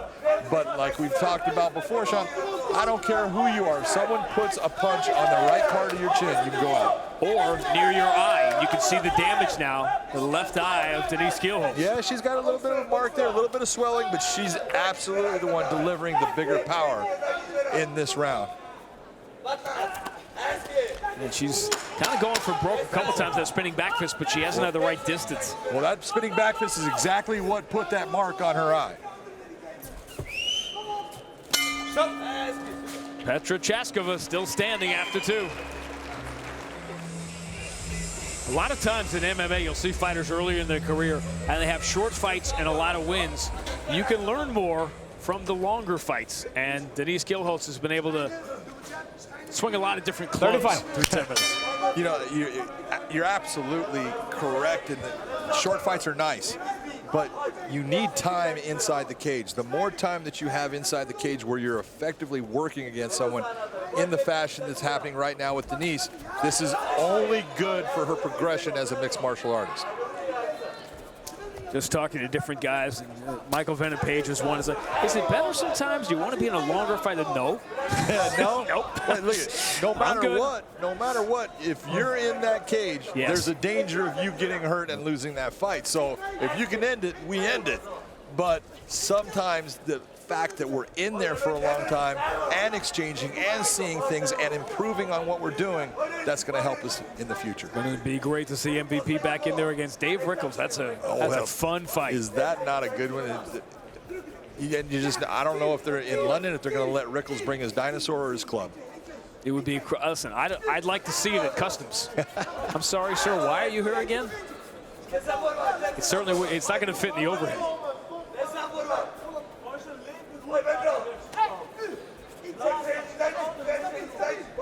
Chaskova is he's using the reach to try to keep her at bay, and she's done some damage. I've really been impressed with Chaskova and what she's done in this fight, especially coming in on, look, 1 week's notice. She's doing an outstanding job against a very talented stand-up fighter. You know, Denise is the Bellator flyweight kickboxing champion. It's for a reason. She's 47-3 in her career in kickboxing. She can kickbox. Petra is there with her. Again, the judo that won her the first fight, that was really the first love for Denise Kielholz. She was on the national team at a crazy young age, as a teenager. Tells you what kind of athlete she is, where she can take and do multiple forms of martial arts and be top level in everything she does. It just, again, going back to Lucia Riker, makes you realize how ahead of her time was she. Lucia Riker was so good, so dominant, so powerful for a woman, because it's very difficult for lighter weight people to have power because it's a weight factor, it's physics.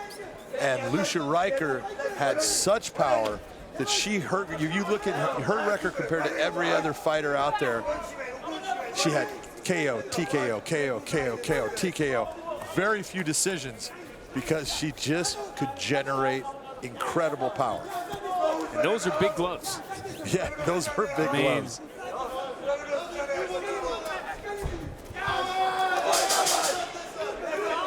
Really nice counter there by Denise. Took the kick, actually blocked it, took it well, controlled the leg, and then came back. Biggest thing I'd like to see is head movement as she comes in.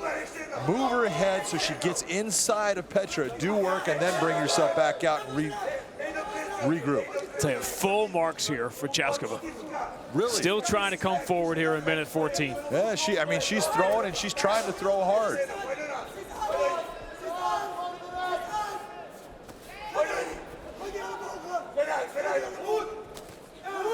Denise Kielholtz has taken damage, but she's been coming forward from the jump here. Now, she took that one spinning back fist in the first round. That's what she got the mark from on her eye. But Kashkova has been actually touching that with that right hand jab. She's been touching that eye up a little bit more, and that's why you're seeing more damage on it. Denise right now she's getting into this form of throwing 1-2s, 1s, 1-2s. She needs to start thinking of opening up those by moving her feet inside and throwing her hands while her feet are moving. She's going to be more successful. Nice right hand by Denise right there. That caught her flush right on the chin.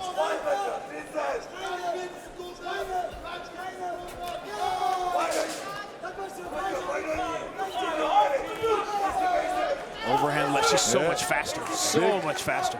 Big left hand by Denise, then she went off balance, stepping on the foot of Kashkova, but both of them are throwing, and they're throwing hard. Really, really am impressed with what Petra has done here on short notice, coming in here fighting a stand-up fight against a stand-up fighter. A far more competitive fight than I think anybody had a right to expect. Yep. Well, you said it right. You're going to catch Denise Kielholtz. You want her now. You want her in her third MMA fight. Absolutely. The judo throw right back to it. She loves Gezikata. I think she just wants to hear you say it.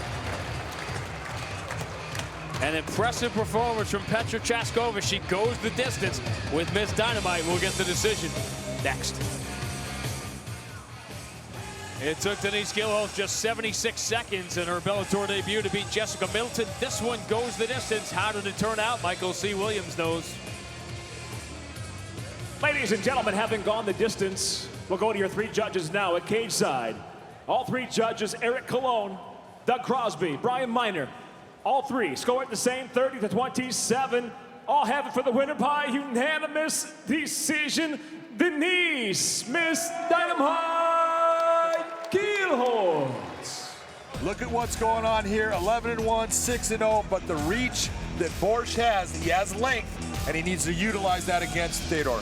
To Michael C. Williams. From Budapest, Bellator MMA on Paramount Network now presents tonight's co-main event, 3 5-minute rounds in the featherweight division. Introducing first, the blue corner, at 5'7", weighing in 146 pounds even. His professional record, 11 wins, just 1 defeat. Fighting out of Sofia, Bulgaria, Theodore, Mr. Wrestler Nikola. And across the cage, his adversary fighting out of the red corner at 5'11", weighing in 146 pounds even. Returning home tonight inside the Bellator cage, he stands undefeated as a professional with 6 wins, no defeats. Fighting out of Fort Lauderdale, Florida, USA. He hails from Budapest, Hungary, Introducing Ehouo, the Kid Morridge. In charge of the action, your referee, Lefy. Okay, stand back, gentlemen. Stand back. Stand back. Stand back. Are you ready? You ready? Fight! We talk about fighters who sometimes put extra weight on their shoulders fighting at home, and some are energized by it. Clearly, that's the case with Adam Borscht. I think Adam Borscht is so excited to be able to fight in front of his countrymen. He wants to put on a performance and show them exactly how special he is. One of our themes tonight, evolution of these younger fighters.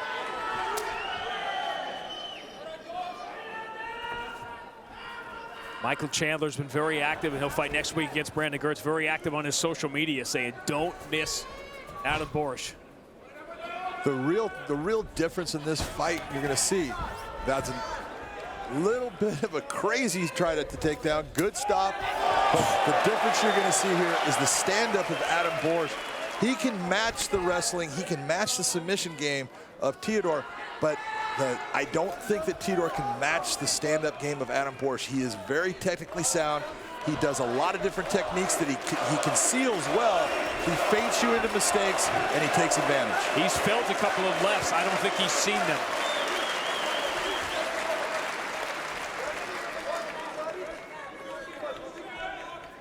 And there comes that moment. You don't know until you're in there, but it comes that moment when you realize, oh, okay, this is the real deal I'm in here with. This is a different animal than maybe I thought. Really good defensive technique. You watched Theodore Nicholas went in. He went in for the kick, and you saw the way that Adam stopped it is he moved into it. He checks it by coming in, closing the distance, and makes it where it's nothing.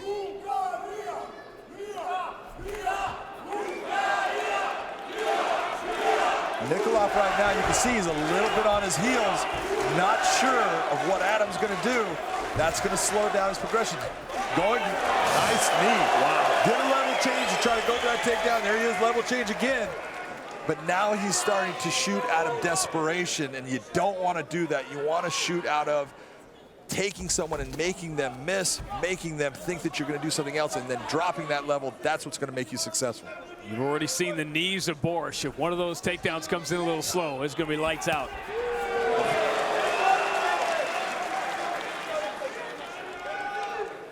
Just in the body language, you can see one fighter that's very relaxed in Adam Borscht, and we got Theodore Nikolov. He's a little bit anxious. He's a little bit tight because he's not sure. Good uppercut coming in.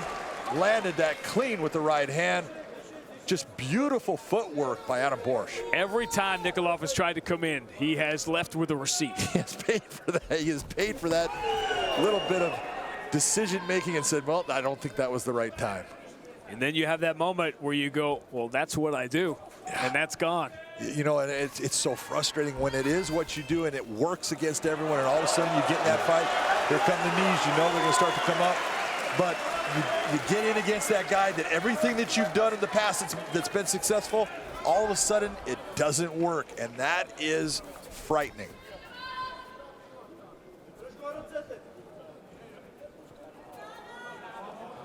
You can see the marks on Theodore's leg. Look at that left leg, low and high, and now inside.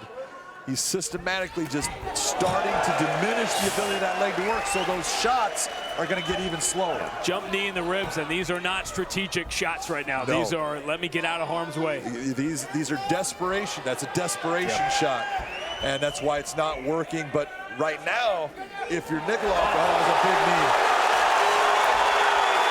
The left knee might have us near the finish line. Good. Smart work by Adam. He's not just diving in, trying to cut the angle and to get himself down. Not going to end up in guard, ends up in a half guard. More effective position for him to do damage. When 49 seconds feels like 49 minutes when you're the guy on the bottom. And, you know, people have no idea how time slows down when you're getting worked by someone and you just don't have the ability to stop what they're doing. Stranger in a strange land. hostile crowd and a hostile, talented young man on top of you. And I know that this is where Nikolov thought he was going to be a stronger fighter, a more skilled fighter, a better fighter on the ground. But you can see he doesn't have the better skills right now, and everything he's doing is leading him down a path that he's not going to survive. A dominant opening round here at home for Adam Baars.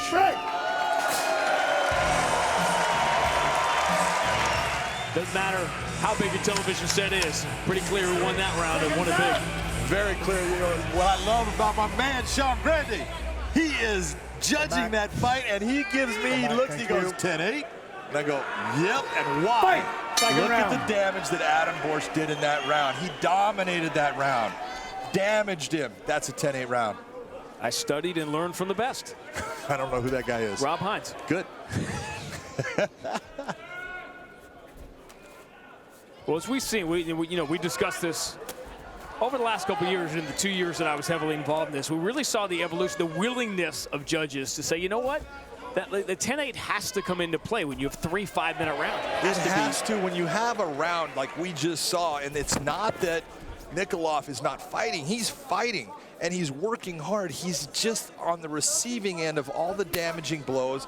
He cannot control the distance. He can't control where the fight's at. He's getting hurt, and you've got to give Baars that edge in showing that there was a significant difference of the output of the fighters in that round. It had to be a lot of the criteria. He didn't end the fight, but there was a fight-ending moment. Yep, there you go.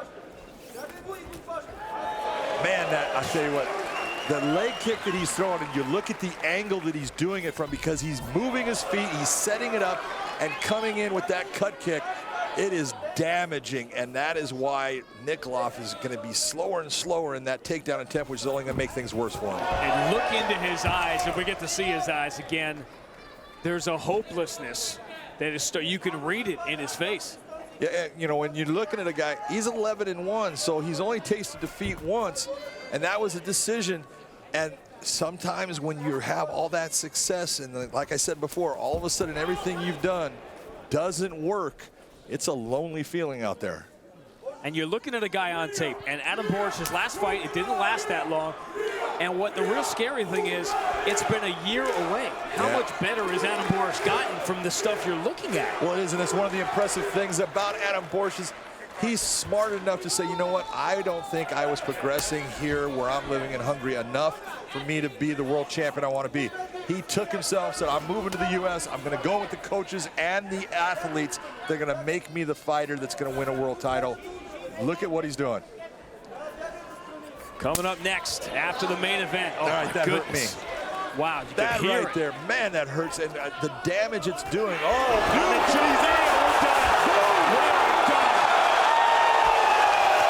jump knee hit him once. He was out, standing up, went down, out. He took a couple extra blows only because of the quickness of what occurred. What an unbelievable finish by Adam Baars. That was a spectacular performance with an unforgettable ending. Boom! Look at that knee. As soon as it connected, he was out. Switches, boom! Right behind the ear. Beautiful knockout by Adam Baars. What an explosion.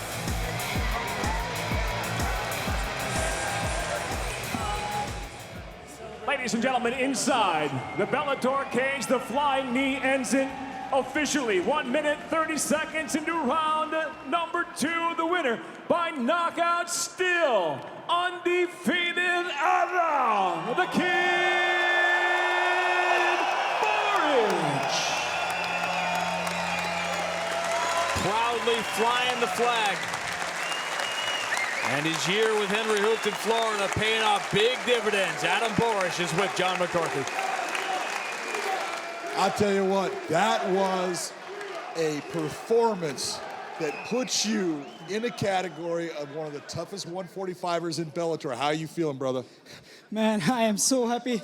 You know, I came back home last week, and again, I can fight at home. This is awesome.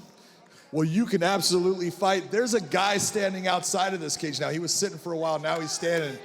James Gallagher is who you were supposed to fight tonight. He got hurt. Is that the guy that you want to face next? Yeah, I want to fight. Next time, he's Gallagher. I cannot wait to see that fight. That was an unbelievable performance. Ladies and gentlemen, your hometown winner, Adam Baars.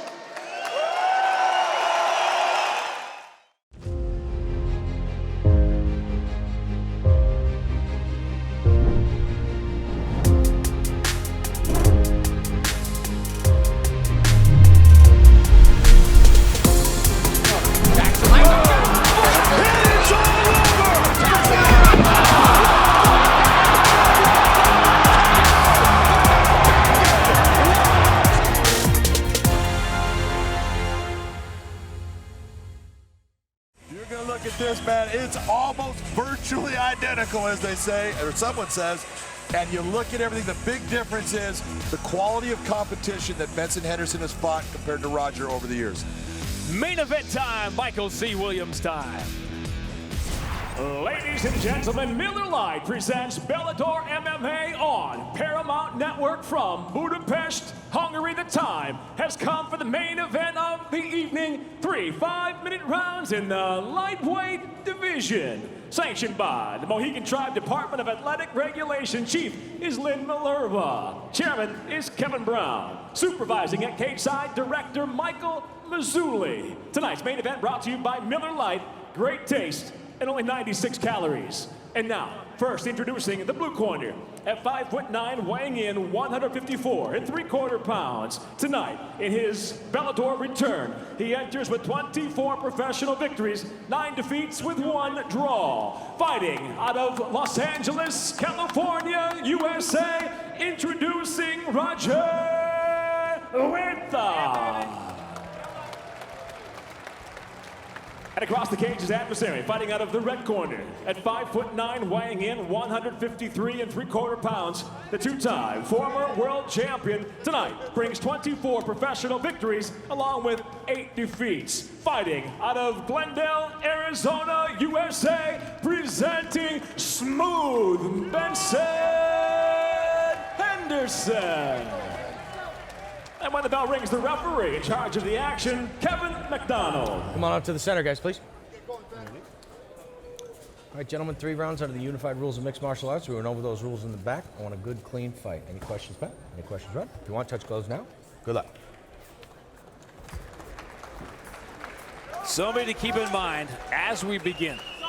Ben Henderson, who has fought 5-round fights, 5-round wars against the elite in the world for years, almost brought a 5-round mentality into many of these fights, some of which have been 3-round fights. And the one common thread here, slow starts. 4 first rounds in Bellator. He's lost all 4. 2 of them were 10-8.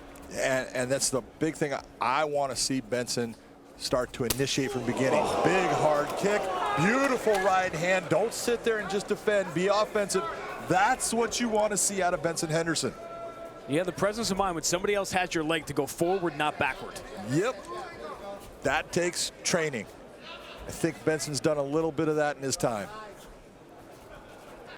And you see it damage immediately. Big head kick. He's hurt. He is hurt by that in trouble kick. early.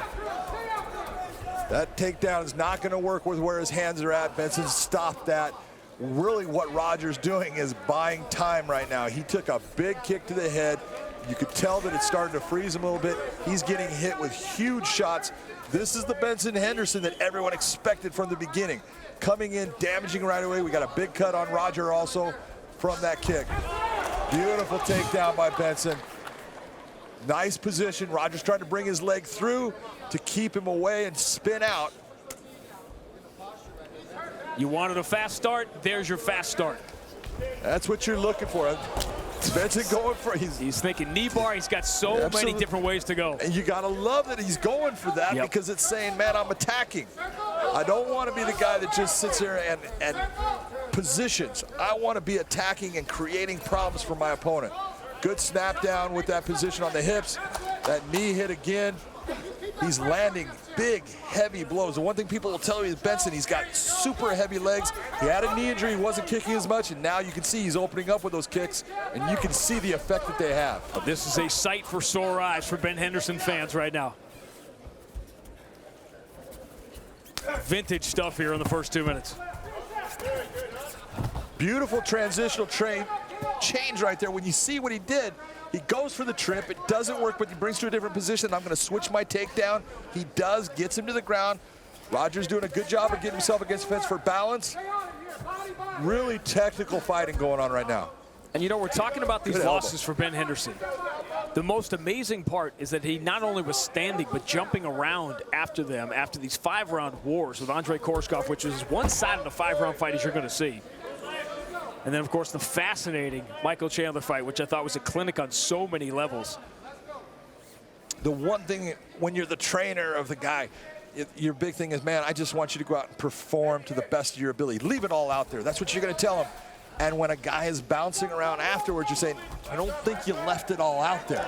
You held back and you have reserves, which means you could have done more. Watch the Chandler fight again, because it's a great fight to watch anyway. But the very end of it, if you just gauge it by who would you rather be at the end of the fight, you're looking at Ben Henderson jumping around. Oh, yeah. But it was interesting because you were in there and had a different view of that fight when you watched it again. I did. When I was there at that time with that fight, because of what Benson did at the end, I was thinking I think Benson pulled this fight out. And then I went back and watched it. If you go round by round, no, Michael Chandler won that because he controlled more of the aspects of the fight. He did great work in the first round. Again, it was that Benson Henderson that's coming out slow and then building, but not building to the point where at the end he's left it all there. You look at Benson, what he's doing right now, tonight, this is the Benson Henderson you want to see. He's attacking, he's going after things, he's being methodical at times, but he's being explosive too, and he's doing damage in here. Tries the jump knee. Almost the same thing as Adam Baars right there. The lines for Ben Henderson, so straight, so disciplined here. Benson is so complete and so good in every area that when you're tying up with him, you think, okay, I want to tie up. No, you don't, because he's strong inside and he's got a great clinch game and he moves himself to a better position. He takes little damage when you're throwing offensive techniques. He blocks him, he moves his body, he angles, he slips his head.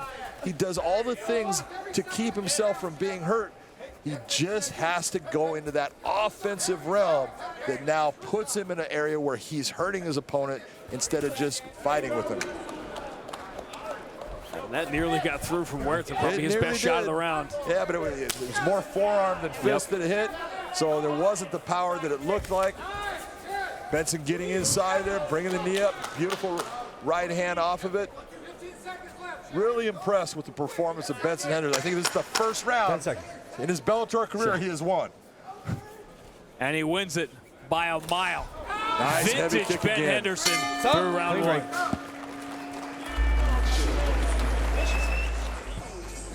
We were joking that maybe all you have to do is tell Ben Henderson this is round 3, not round 1. It looked like it. Nice kick. Roger holds it. You see what Benson does. He doesn't just try to defend. It comes off Benson. Big kick right there. That's the one that opened Roger up above the eye. That's a solid kick to the head. That's why it hurt Roger. That's why he starts backing up. He felt that it stung him. That's a good example of a round that you could discuss 10-8, but it probably falls back towards 10-9. It's right in the middle there. Yeah, he stung Roger. He hurt him. He was the one that was controlling the fight, controlling the distance, but Roger was in that fight the entire time. He took damage, but not enough to give that 10-8. That's a 10-9 round for Benson Henderson. Better start here in round 2 for Roger Huerta. Tripped up, stepped on the foot of Ben Henderson. Beautiful axe kick coming to the body. A lot of people think that's a stomp. It's not a stomp, it's an axe kick. That's why it's legal. Ooh. He thought about it. And he had a chance at it. And Roger did the right thing to stop what he was going to do. He's going for it. Now he's got his legs. It's going to be tight. Stop. That's it. A brilliant performance bouncing back by Ben Henderson. Outstanding. That's what everyone was wanting to see out of Benson Henderson. A performance that he is a dominant fighter who can take on anybody and come out with a win like that. That was beautiful. He's back.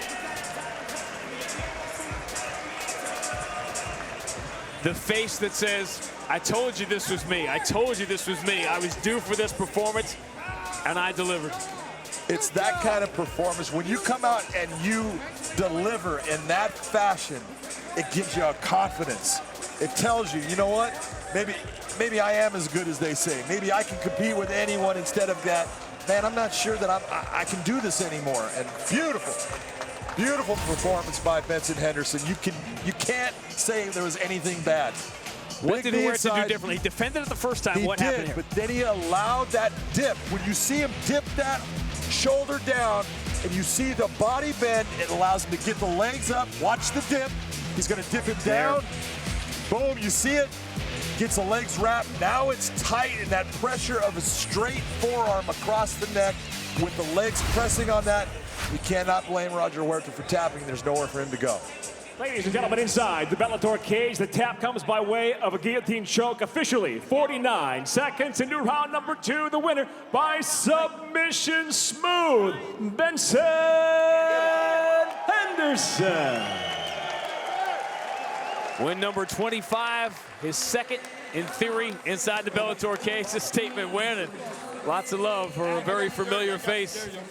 Big John, oh, he's all cleaned up when he's with Ben Henderson. With a performance like that, you can get me dirty. That's all right. That was the Benson Henderson that everyone expects every time you come in the cage. What was the difference in the way you approach this fight than you have in the past? For me, it's just I have to get finishes. I know that. I need to work on it. I need to do better. It's on my shoulders. It's on me to do better. You're not going to give me the decision? Fine, no problem. Don't give me the decision. I'll earn the finishes. I'll earn the stoppage. That's okay. You were doing things, being offensive, going after him. You're known as a slow starter. And now that's the type of performance no one thinks you're a slow starter off of. What was it that you felt in there from the very beginning when he caught the kick and you hit him with the right hand? You just progressed in a fashion that was doing damage. Yeah. Budapest. I want to say, you guys, it's been a great, warm reception from you guys. I love you guys. I'm going to come back. I'm going to bring my wife and kids back out here. Thank you guys for the warm reception. And to everybody else out there, I just got to say, go be great. Go try and be great. Whatever it is you do, whether you're a line cook, whether you're a mechanic, whether you're a camera guy, it doesn't matter. Just go do something and go be great. If we all just try and go be great at something, I think the world will be in a much better spot. I think you're absolutely right. Ladies and gentlemen, your winner, Mr. Benson Henderson.